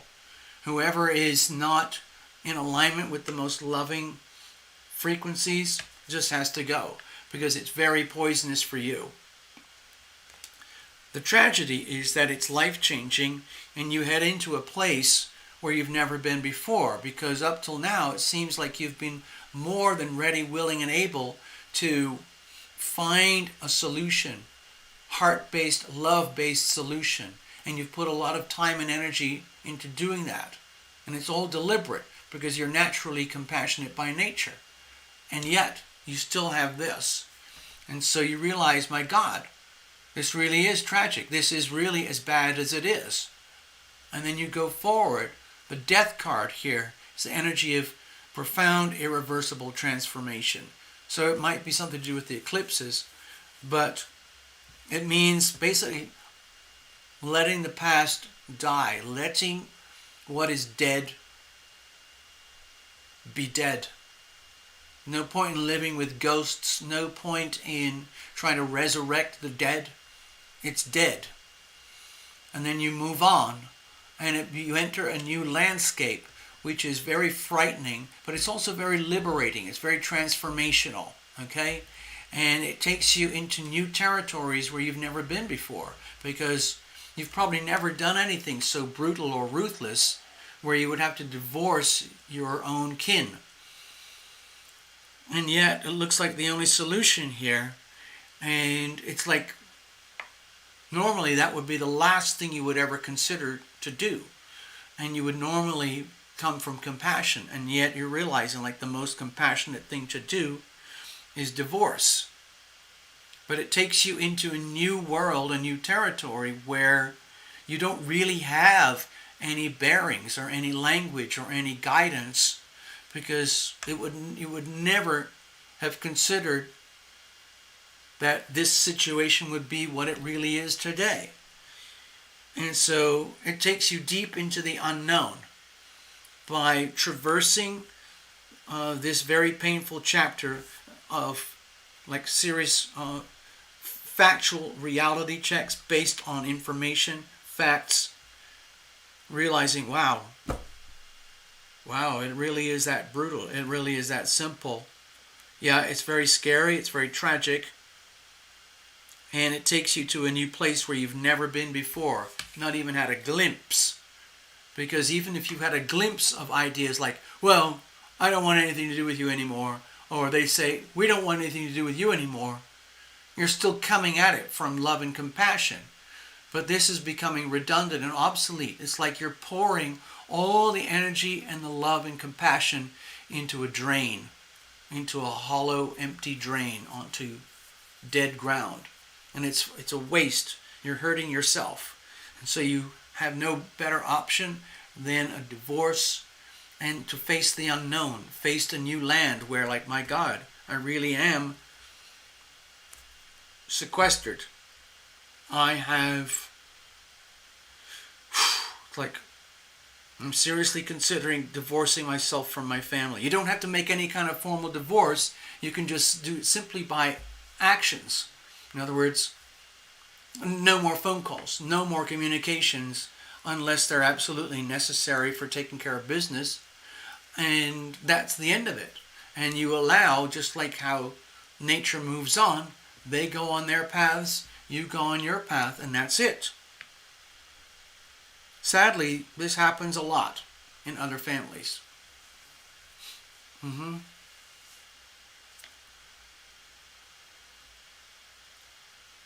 We can talk about this another time, okay, Gregory? I know you've mentioned that. So let's leave it at that. I'm sorry it's such a painful reading, but it's very stark. It's very clear from my perspective, the way I'm interpreting it. It's just not easy. All right. Well, let's leave it at that. Robin's up next, but Robin went to sleep. So we have another little mini reading. Now, who is still here out of the newbies? There's a couple of folks who showed up. Let's have a look from way early on. There was that new fellow. What's his name? Carmelita, are you still here? And Space Star, are you still here? And then Ron. There was a fellow called Ron. There, Ron, are you still here? Okay.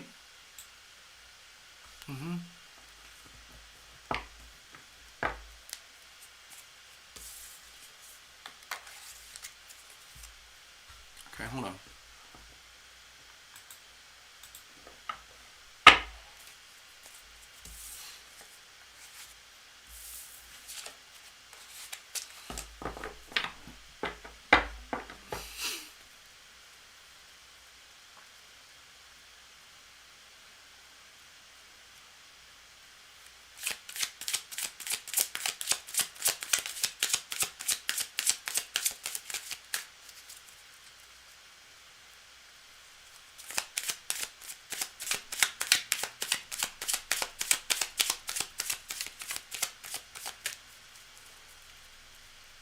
I'm just waiting to see if any of those people can type back in the screen to let me know that you're here. There's a reason I'm asking, okay? Carmelita, Ron, and Star, was it Star Girl?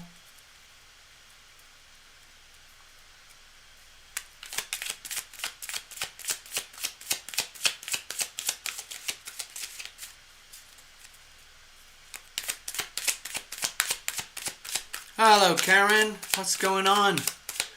Hello, New Zealand. It's Monday, what, lunchtime for you guys?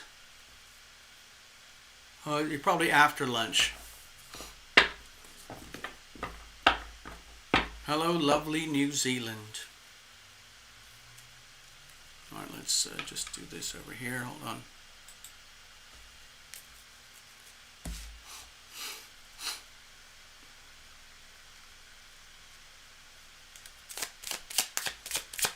Yeah, I was trying to put the reading across to you, Gregory, in such a way that you would understand that the pain is legitimate and it is what it is.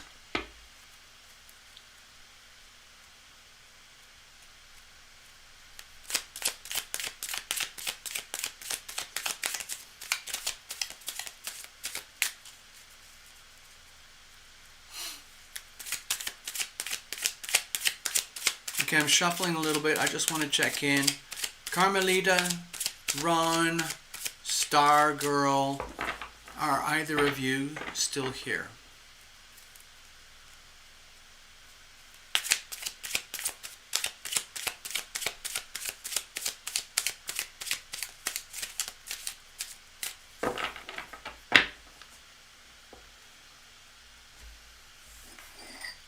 Cheers, everyone.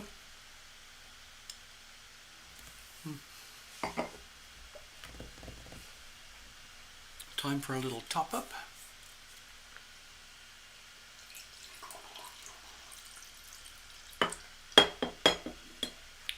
(2 p.m. in New Zealand, working from home today. Excellent.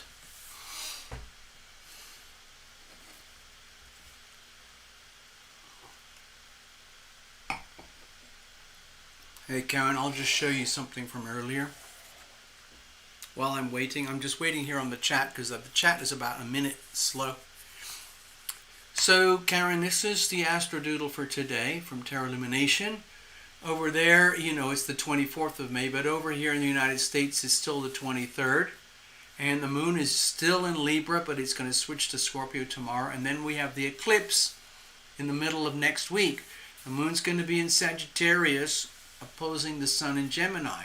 And it's going to be directly touching on the nodal axis, south node, north node. The nodal axis is trying to take all of us on planet into a more clear, truthful, articulate, honest, simple, effective, highly efficient form of intercommunication with ourselves and each other. But there's a lot of deception and betrayal and lies and propaganda going on right now that is making it very, very, very hard to distinguish truth from false. Okay? It's very, very hard. And it's deliberate. There are certain people on earth who benefit from lying and propaganda and manipulation of information and communications. But it's not good for humanity. Humanity is crying out for liberation and truthfulness and adherence to karmic law as it applies to humanity. And our value systems, our values, our beliefs are being dramatically shaken up right now, okay? And that's for us, for humanity, to evolve. And we are here to evolve so that we, as human beings, we, the people, still find ways to retain our rights, our dignity, our individuality, our unique selves, all in the context of the family of mankind, the family of humankind, the family of womankind.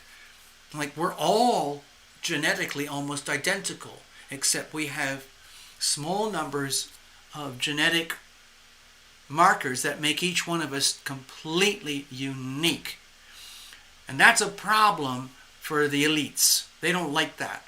They would much rather they could just start to farm us like factory chicken farming, factory beef farming, factory pig farming, where we are being chipped, where we're being hustled and managed and milked just like debt cows, okay? Anyway, so we were talking about that earlier. I don't want to be all dark and gloomy, but this is a very nasty, stressful alignment. This is a very nasty, stressful alignment.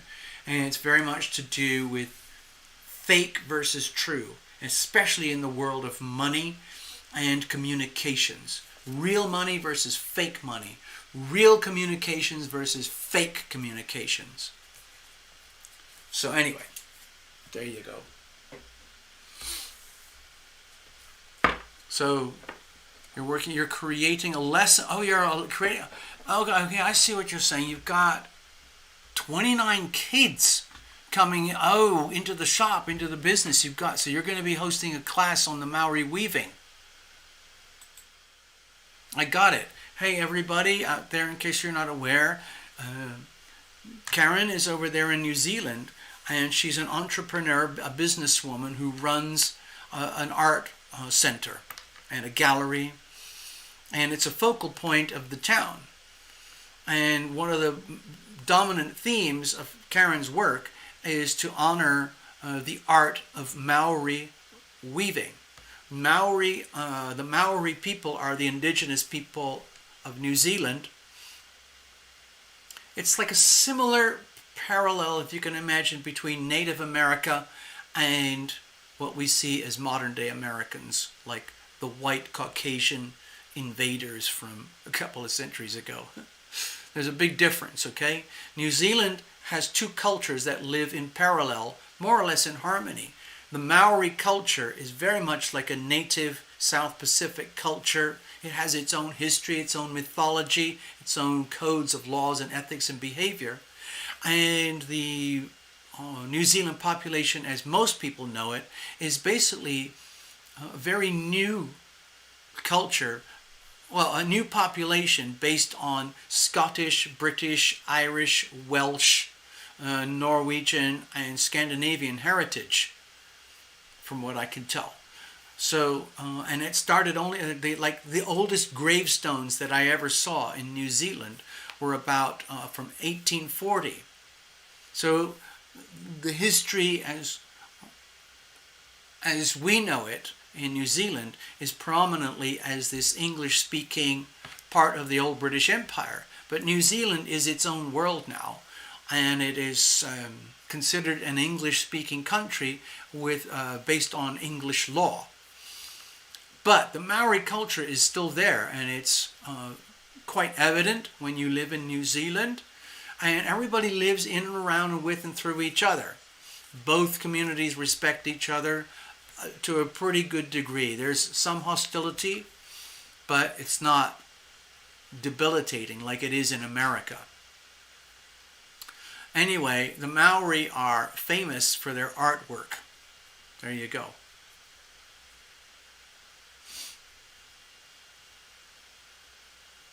Oh, you guys are talking about that Hawaiian forgiveness stuff. Oh, yeah. Does anybody remember Abby Cicerelli? She was one of the very first members and subscribers to the Terra Lumination channel about 4 years ago. Abby Cicerelli offers Ho'oponopono. I don't know how to say it. Healing. And she would provide that to clients. And Abby's based up there in Washington State. She's right by the ocean, and her house is like a little retreat, and people would go there for healing. And she would offer this Hawaiian forgiveness prayer. And it's also a type of physiology, a type of massage therapy too.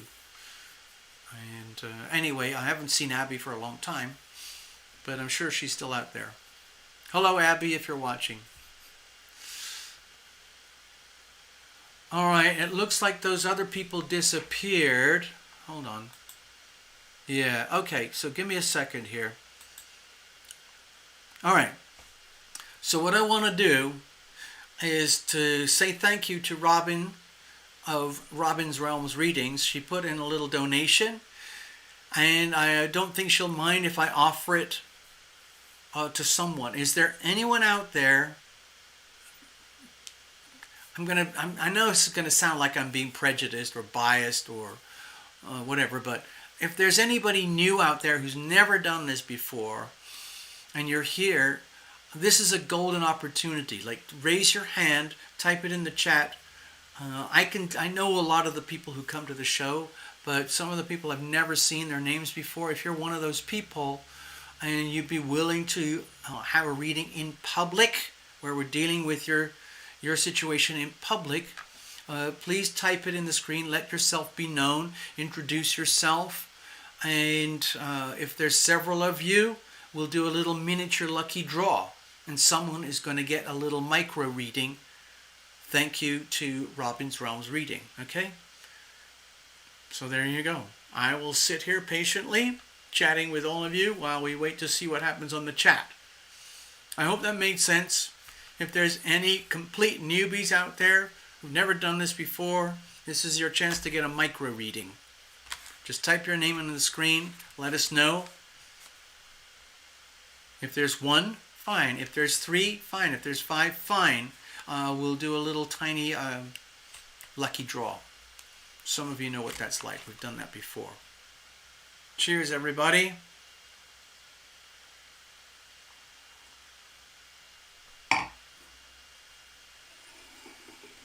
All right. I'm seeing very little response on the screen. Let's give it a few more seconds. You know, we should be grateful that we can do any of this at all. The computers, the cameras, the technology, the wires, the electricity, the softwares. It's a miracle we can do any of this at all. One of the things that I love doing, by the way, is personal one-on-one readings in private. They're obviously quite expensive, but we can go deep into whatever subject you can imagine. So if anyone's interested in that, especially if you're new, you've never done this before, and you're looking for solutions that you have not been able to find anywhere else, this is a good place to come.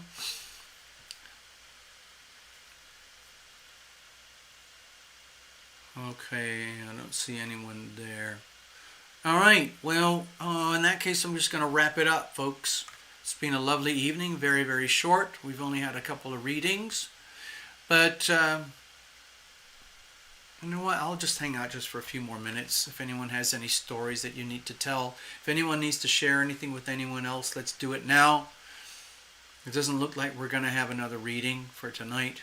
So, let's have a look. No.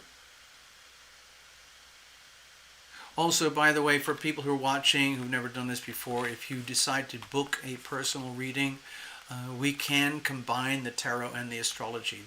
To me, they work very well together. It's very complementary. I'm not doing it, you know, I'm only kind of grazing the surface here on the live shows tonight, but we can really get into it in the one-on-one meetings, okay? So if you need anything like that, you would go to tarotlumination.com and you could click on the readings page, and then there's a way you can pay for it over there, so on and so on. Okay, so let's go back over here. Atlanta, Georgia. Hello, Atlanta, Georgia. You heard the call. Dear Atlanta, Georgia, you have never been here before, I can tell. I would know. And I can pretty much swear that no one else has heard you here before. So tell us a little bit about yourself, Atlanta, Georgia. If you're okay, if you're up for it, I would like to offer you a micro reading. It's basically the same reading. I'm just going to go quickly. Thanks to Robin's Realms, okay?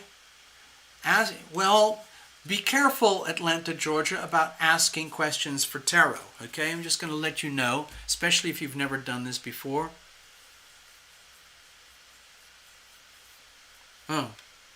Oh, I see. Thanks, Gregory. Yeah, Gregory made a very good point.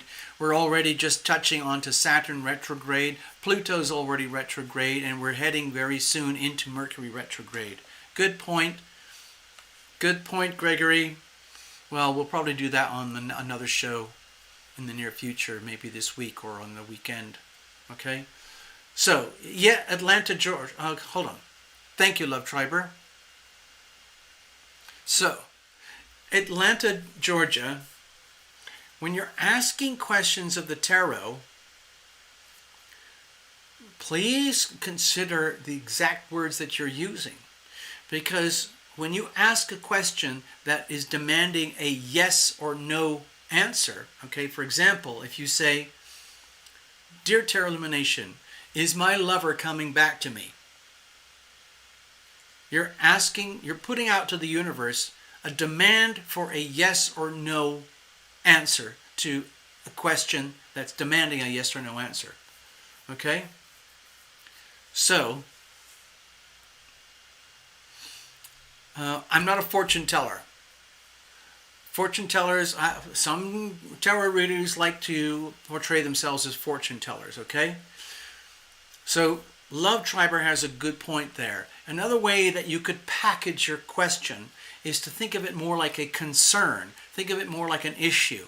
And then you could ask the question, Dear Tarot Illumination, what messages and guidance do the cards have for me tonight regarding the subject of my spouse, my boyfriend, my child, my finances, my home, my career, my health, my education, my debts, my spiritual evolution.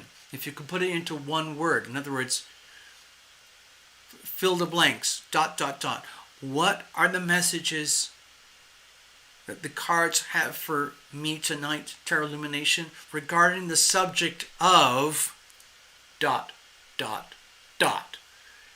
And when you fill in the blank there with the ... it could typically be just one word, or maybe two words, like whatever that might be. So before you ask your question, I'm trying to set the landscape so that you understand more about the energy fields of how and why tarot works the way it does.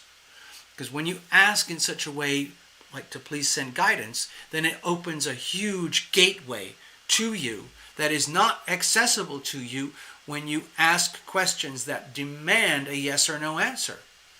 The universe is very pure. What you put out there comes back at you. If you put out confusion, in other words, if you want to know something in a certain way, you have to phrase the questions in certain ways, okay? So, I hope I didn't scare you, Atlanta, Georgia. Ask away. We're going to wait here. If you could put it into a couple of words, like I'll preface the whole thing for you. What messages do you have for me tonight, Tarot Illumination, regarding the subject of ...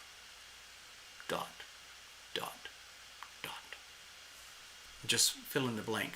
One or two words at most. Okay? While we're waiting for that, okay, Atlanta? You're wanting a love reading. Okay, I see that. Perfect. Let's do that. Let's rephrase this, okay, for you, Atlanta. Let's put it like this. What messages do we have for you tonight, Atlanta, Georgia, regarding the subject of love? Okay. Now, I'm going to layer that up and say that we're talking about like a love relationship, like a romantic relationship. Okay? Where you are loving and you are loved. You are being loving, you are being loved. Be loving and be loved. Remember, the laws of physics are at play here. The laws of nature, the laws of the universe. When you are loving, you are loved. It's just the context and the interpretation might not meet your expectations. So we have to allow for that, okay? So let's get into it. It's just all you have to do is just hang out, okay? Thank you, Atlanta. Let's get on with it. Okay.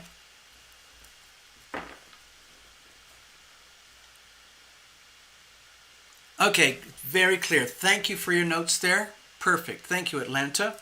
So, Robin. Sorry, I'm just checking the cards. A card flipped out there. Robin, your reading is being absorbed by Atlanta, Georgia. Okay?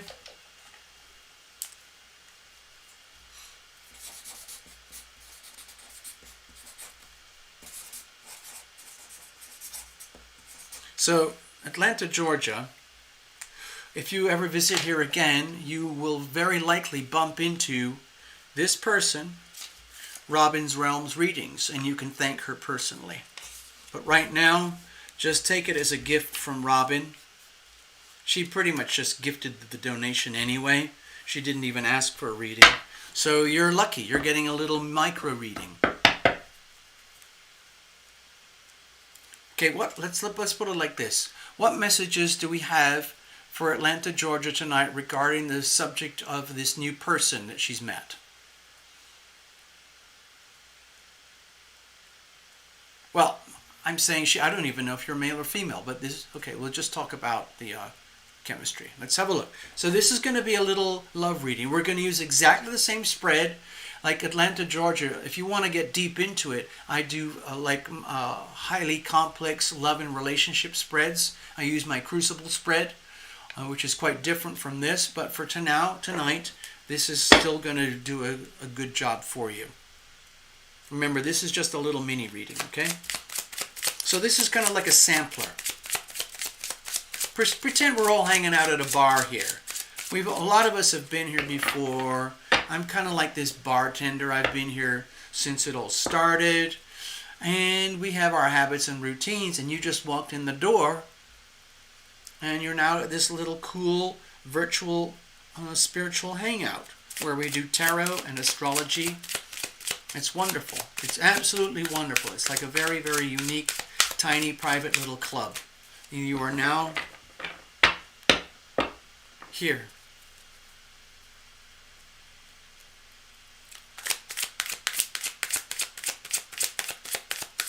You might also discover, Atlanta, Georgia, that other people here will be very concerned about your reading.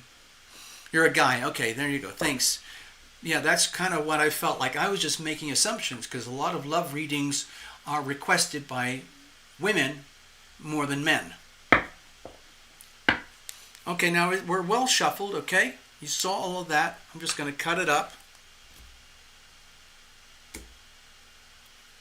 I'm doing kind of an extreme cut because I like to really break up the energy in the cards from the previous reading. Here's the situation.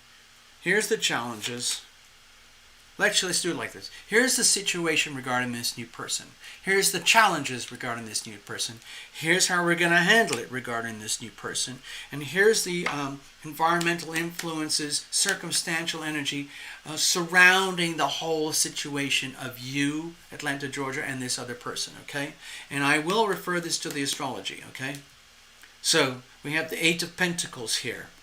So my feeling is that before I go into anything else, is that you're going to have to look at this as a long-term situation, almost like a long-term investment, because the Pentacles energy is very much to do with materialism, physical materialism, and so you're going to be asked and challenged, like, how do I perceive this relationship? Is it a worthy relationship? Am I worthy of this other person? Is this other person worthy of me? Is it worthy of putting all the time and energy and work into this, or is it not? It's like an investment, okay? It says here, you are a Pisces sun and a Scorpio moon, Pisces water. That's triple water. So, also, dear Atlanta, Georgia, you're under a lot of pressure right now, as you know. Neptune is in Pisces. It's been traversing your sign now for, like, let's see, this is a 14-year cycle here. We're at about, 8, 9, or 10 years going on now with Neptune in Pisces. So you're probably used to it. And Jupiter just entered Pisces. So you might have started to feeling this very subtle but very strong feeling of optimism and opportunity starting to open up for you in terms of being your true self. Okay, so for example, okay, if I put this chart over here and give you like a little miniature solar chart interpretation, here is Aries on the horizon, here is Pisces on the horizon. So, the Pisces energy is really strong right now, but it's in a very hard square with the Gemini energy. So you have to understand that there's the potential for a lot of illusion, delusion, communication that is miscommunication, or miscommunication that could be interpreted as genuine communication. Also, like Gregory pointed out, we're heading into Mercury retrograde. Here is Mercury in Gemini. Mercury is in its own sign of Gemini, and soon it's going to be flipping. So right now, Mercury seems to be moving forward, but it's slowing down, it's stationary, and then it's going to start looking like it moves backwards. And so that's a perfect opportunity for miscommunications and confusion in communications, okay? And whether that's to do with relationships, banking, emails, phone calls, computers, all of the classic Mercury retrograde scenarios. So, Yeah, there's a lot of water there. Thanks for pointing that out, people. So, with the Eight of Pentacles here, I'm sensing the energy of a question mark here. Relationships have value. How valuable is this relationship? How do you measure the value of this relationship? What is genuine, true, and worthy, and solid, and bankable, and trustworthy, and honorable about this relationship that makes it even worth considering at all? Are you worthy of them? Are they worthy of you? And if so, if that is determined, if you have discovered one tiny step at a time that there is a degree of worthiness, are you willing to put the time and the investment and the commitments in over the long term? Are they willing to put the time, energy, and commitments over the long term? Let's have a look at the situation itself.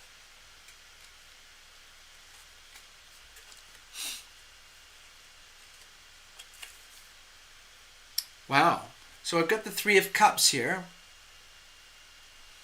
I'm not going to read into the energy of love triangles or anything like that. My feeling is that it's much simpler than this. The situation is something that needs to be celebrated. In other words, let's just say, okay, you've already got some momentum with this new person, this new relationship dynamic. Let's say it's new, and I think, hold on, let me scroll back in the chat. I think you did say it's new. Give me a second here. I need to, where am I going?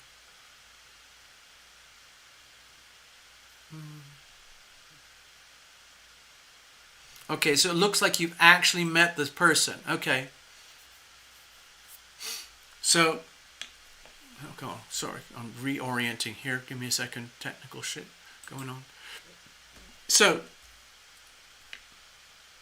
if you're already saying that there's a high degree of chemistry, then it needs to be acknowledged. Let's keep it simple. Let's use the KISS rule, okay? Keep it simple, silly. All right? If you are sensing that there is some degree of compatibility and, let's say, mutual appreciation, mutual values, where it is a solid, measurable type of appreciation, where you sense in that other person that they are worthy of you and your time and your investment and your energy, and they are sensing something reciprocal in you, to you, that you are worthy of their time and energy and investment and commitment, then that is truly something to celebrate. You know, because with the Piscean energy and the Scorpio energy, it can be potentially very, very diffuse and hard to quantify. But with all the pentacles here, this is very clear. You have something very quantifiable. And if you've got something like that, you sense it in the person and the person senses it with you, then this is something truly to celebrate. Okay? So it looks like this is something where you would grab the situation and say, you know what? Let's have a friendly gathering. Okay? It might be with friends and family. In other words, forget dating for now. It might be fun, for example, like, I'm just painting scenarios, okay, Atlanta? In other words, hey, new person, me and my buddies, we're going to go and do this thing the other night. It would be great if you came along. Would you be interested? Or the other person might say to you, hey, Atlanta, you know what? Me and my buddies, we're going to go off and do this thing on the weekend. We'd love to have you along. We think you'd be a perfect. What, are you interested? So it's a group thing. So it's not as though you're trying to isolate that person into your world. They're not trying to isolate you into their world and scoop you up and own you. We're talking about relationship dynamics where you don't have to live in a claustrophobic bubble, but where the relationship dynamics have a chance to function in the outer world, where you could celebrate your whatever it is. What did the word compatibility? What was the word you used? You had chemistry. Okay, so it's like, to me it feels like, yeah, chemistry. It's like, let's acknowledge the chemistry. Let's do something fun together. Like, some people go on kayaking events, or they go on hiking events, or they do things like poetry nights, or they go to the local stand-up comedy club or the local karaoke club where there's a whole bunch of people. So in other words, it's not just you and the other person or the other person and you. To me it looks like the situation is about enjoying yourself with them enjoying themselves with you in the context of humanity, as referenced by the third party here. In other words, it's not just the little Two of Cups here, it's your context in the larger canvas of life. Let's have a look. What's the challenges here?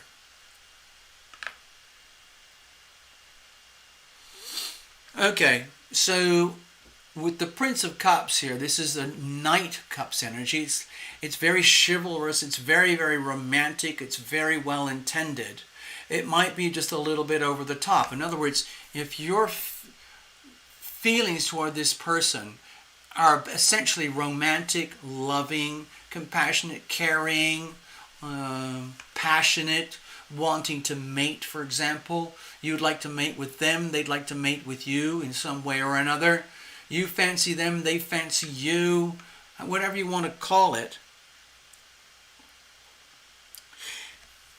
When I see the Prince of Cups here, this feels to me like it might be over the top. It might be very tempting to go over the top and have kind of do too much too quickly in the relationship, where it's almost like, relationships that start where there's a glimpse of chemistry and then you take it to the maximum, like too much too quickly, like, oh yeah, let's go out and get drunk, let's party, let's do everything together, and then you hook up and then you start thinking like, oh well, what was I thinking?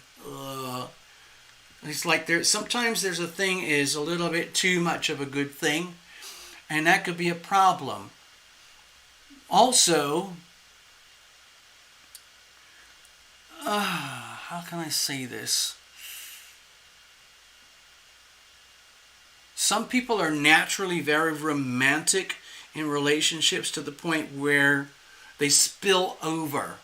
Like they might have crushing feelings for you, you might have crushing feelings for them. Simultaneously, there's crushing romantic feelings for a third party somewhere in line, but they're being put aside while this new thing is being evaluated. Like you might already have an ongoing thing with somebody. They might already have an ongoing thing with somebody. But between yourself and this new person, you might be setting aside pre-existing third-party situations in order to evaluate what the two of you have right now. And if what you have right now is based on things like the fun or the passion or the love or the romance of the situation, it can get to the point where, like, are you ignoring the practical long-term realities of the situation? Or is this relationship just about indulging in the romance of relationships purely for the romance alone? Which is fine. It's very poetic. It's very, let's say, potentially very satisfying. But is that going to work for the long term? Okay, let's have a look. There's only one way you can find out. You're going to have to get to know each other better. Let's have a look. I'm not going to tell you what to do or how to do it, but let's have a look. How do we deal with this situation? Okay. With the Nine of Swords here, my feeling is to understand and accept that as you go forward, let's say you proceed because you determine to yourself, based on this reading, that there is something worth looking for, worth looking at. There's something worth looking further. In other words, there's enough chemistry that makes you consider this whole thing seriously. And there's enough chemistry that's making this other person consider this thing seriously.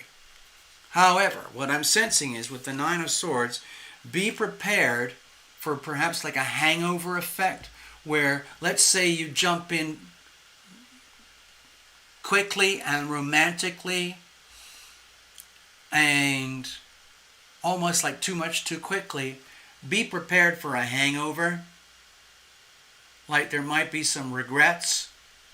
So patience is a virtue here with the Eight of Pentacles lying around here. What we're looking for is a reality check. What is the reality of the situation? What are the facts? What are the long-term potentials of the situation as opposed to the short-term romantic thrills? In other words, like disposable romantic relationships. Depends on what you want, what you're seeking. Who are you really? What are you discovering about yourself? What are they discovering about themselves in context with you? So there might be some really delicious chemistry that really looks like it's worth exploring. And so you dive into the exploration and it becomes passionate and satisfying to the point where it's almost like overindulgence. Then you have to understand that can lead to a hangover where you realize like, whoa, wait a minute, what were we thinking? So there's like two contradictory energies here. It's so easy with this challenge going on right here, right now. Mercury retrograde coming very soon. In Gemini, hard squaring to the Pisces energy and Neptune and Jupiter. So in other words, you can imagine this big fat red line here. Now start to imagine a big fat red line here. That's very challenging in terms of intercommunications. Venus is also in Gemini too, okay? And the North Node is in Gemini. So there's a lot of pressure to, let's say, I would say get real, factual, truthful here. And I'm not saying don't go for it. All I'm suggesting is be aware that you might be exposed to a romantic journey where you're discovering for yourself what's the difference between passion and romance as opposed to a long-term commitment. Are the two things compatible? And as you go through the journey of discovery, be prepared for a hangover in case you discover that it might have been deliciously passionate, but you're dealing with a psycho. Or they might think, oh, you're deliciously passionate, but they think that you're a psycho. And then you end up with a massive hangover. Okay? So this to me feels very much like a learning lesson, okay? Very much like a learning thing. Trust and honor the chemistry that you're sensing. Go forth and celebrate. Be romantic, but understand that it looks like you're in for a learning experience where you're going to be exposed to what is it that really counts. The things in the long term that count in a loving relationship are things like trust, respect, patience, kindness, good listening, privacy, live and let live, things like that. Passion and romance is wonderful. It's great to have that too. But this works for the long term. If the chemistry is short term, it will be exposed. If there's good long-term potential, it will be exposed. The only way you're going to know is to go for it and find out. But just be prepared in advance for a hangover. In case you discover that everything that you believe or thought was awesome, or everything that they believe or thought was awesome about the chemistry, turns out to be something not quite in alignment with what is good for the long term. Okay? I hope that helps you, Atlanta. Please enjoy the journey of discovery. I'd love to hear how it turns out we would all like to know, because we all support each other here on this channel. So please come back again and let us know what happens, okay? Thank you very much, Atlanta, Georgia. All right, that's it, people. It looks like we're done. We had a very short night with only a few readings. I'm just going to shuffle it up and clear it up.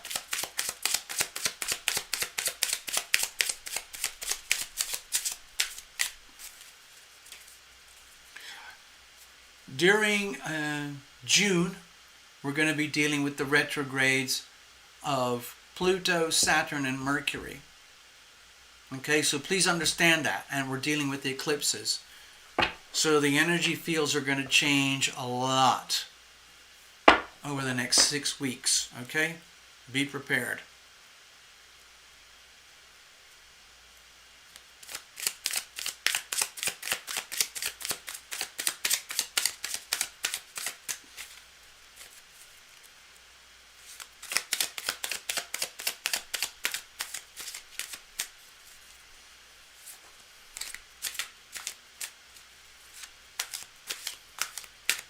Alright, there we go. Oh, I'm going to put this to the side over here, put these to the side over here. Thank you. Atlanta, Georgia, you can thank Robin's Realms Readings if you come back next week. So there's the Astrodoodle for today. And I'm going to wrap it up here. Okay. There we go, folks. It's been lovely. I'm going to play a song. It's called Wonder Ride. It was a birthday present to someone I love. And it's about the amazing journey of life, okay? A healing card for all.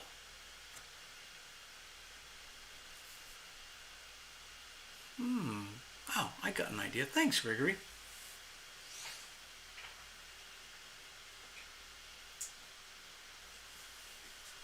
I'm going to borrow from the book from Love Triber, Messages from the Guides, based on the writings of James von Prague.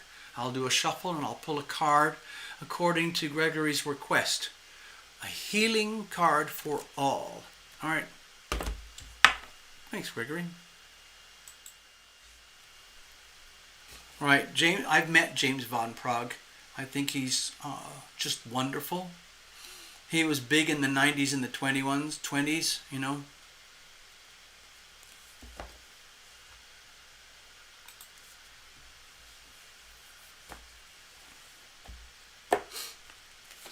James von Prague is a very powerful, effective, successful, very wealthy psychic medium and healer. He wrote a lot of books, and he had a very successful TV series. I think it was called Medium. I can't remember. Based on the true stories of a particular medium who was very successful in terms of crime fighting. And James von Prague, I believe, was the executive producer because he had a lot of stories of his own that were portrayed through his television show. He started in a very modest way, just like I'm doing here on Tarot Lumination, and then momentum picked up when friends and family discovered his talents and gifts, and some businessmen discovered them, just business people, and they capitalized on James, and they literally managed his life to the point where he had no life of his own. He was literally a puppet who was doing psychic mediumship for the business. All right, a healing message for everybody. Oops.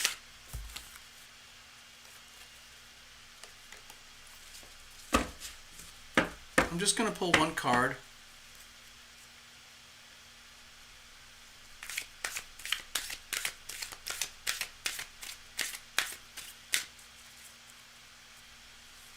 Thank you for that one, Love Triber. I see your notes there on the screen. Yes, like for Atlanta, for example, this could be a time of discovery. Definitely do not want to rush that one, okay, Atlanta?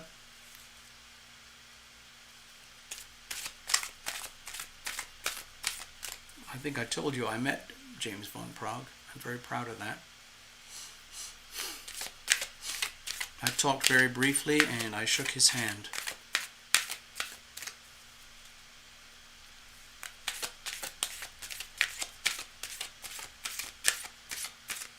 All right, what messages do we have here tonight for the audience, for all of us, regarding group healing? Healing for the planet, a message that is relevant to all of us. So I'm now going to pull this top card. Never judge another. Ooh, that's a really tough one. It's so easy to be judgmental. Okay, so what I'm going to do here is I'm going to read from the book as written by James Van Praagh.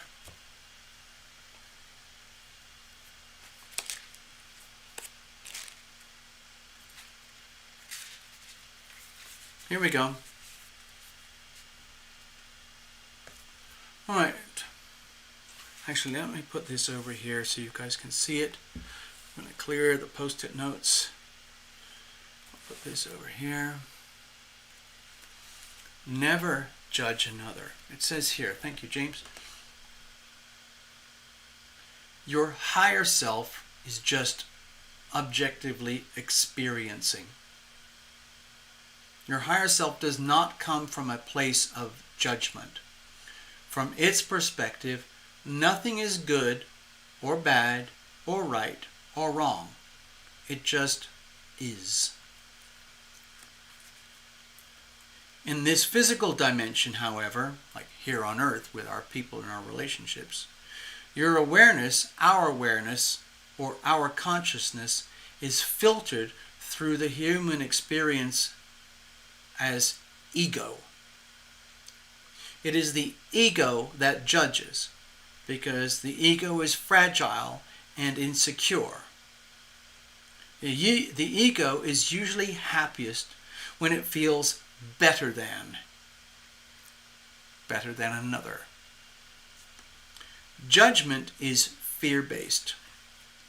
It separates you from others when your goal is to acknowledge your sameness. Okay, so this is very much to do with Saturn and Aquarius. Okay?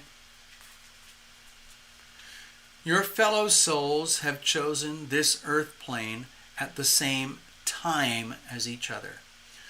We just have unique personal blueprints that we're following. We are all unique beings. Humanity. We're all the same, and yet we are all unique. And in the essence of pure humanity, we respect each other's unique identity while understanding that we're all basically the same. And Saturn is testing us. Can you handle that?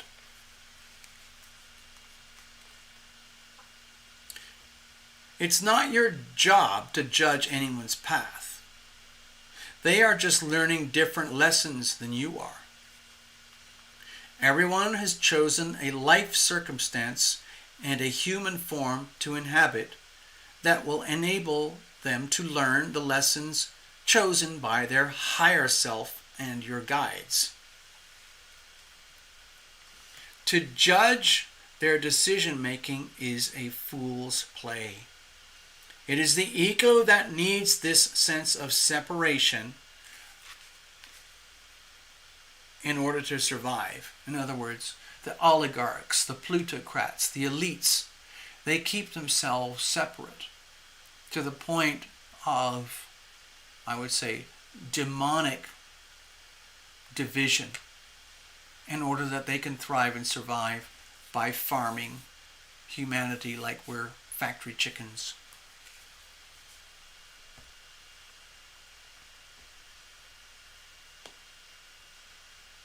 All right.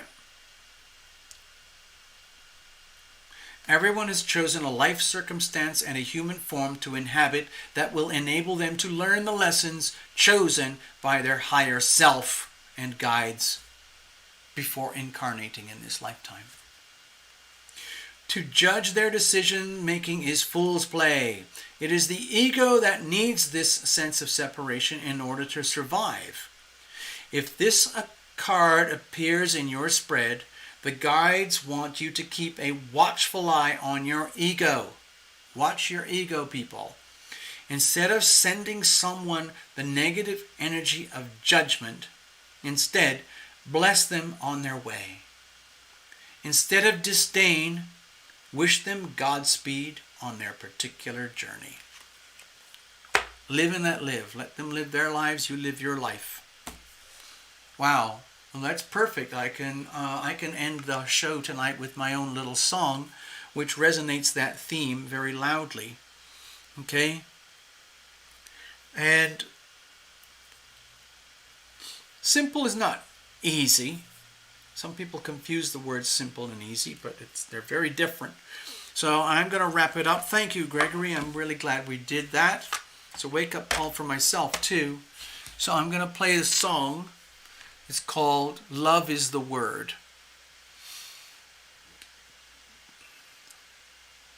And I think it's a good follow-on. If you listen to the lyrics really carefully, it's a good follow-on from this healing message for everyone from James von Prague. Thank you, Gregory.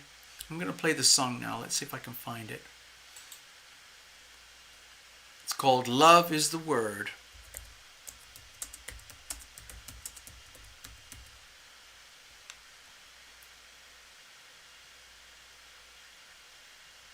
Okay, so where is it?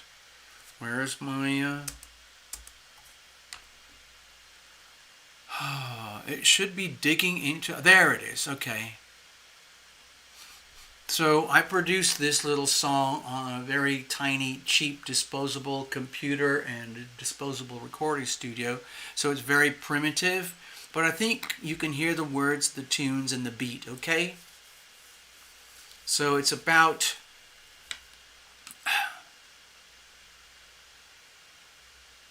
It's almost like the process of living with and dealing with the pressure of being human and understanding that ultimately love is the word. Our words are very powerful. Okay, remember that. So long as we remind ourselves.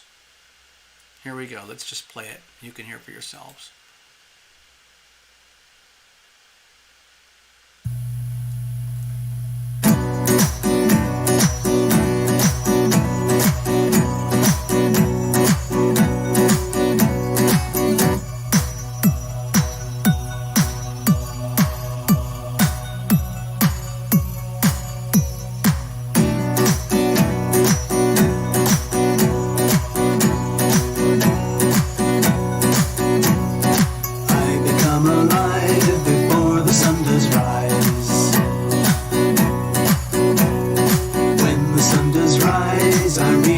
For the skies,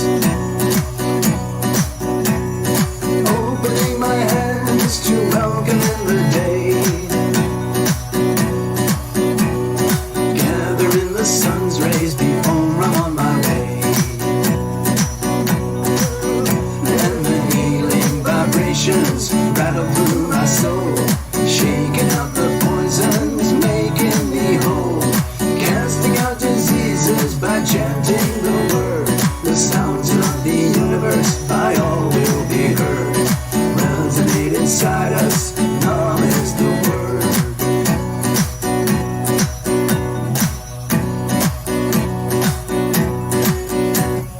Moving through the day, pray no accidents arise. Giving thanks to heaven that I am still alive. Blessing my enemies, blessing the ones I love. Praying for forgiveness for any damages I've done. And the healing vibrations rattle through my soul, shaking out the poisons, making me whole, casting out diseases by chanting the word. The sounds of the universe by all will be heard. Resonate inside us, numb is the word.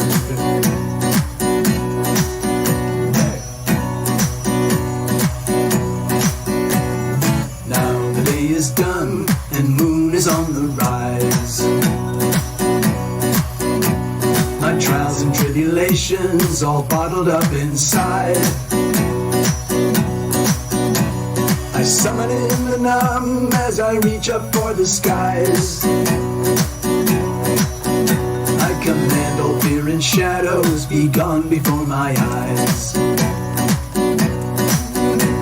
the healing vibrations rattle through my soul, shaking out the poisons, making me whole, casting out diseases by chanting the word.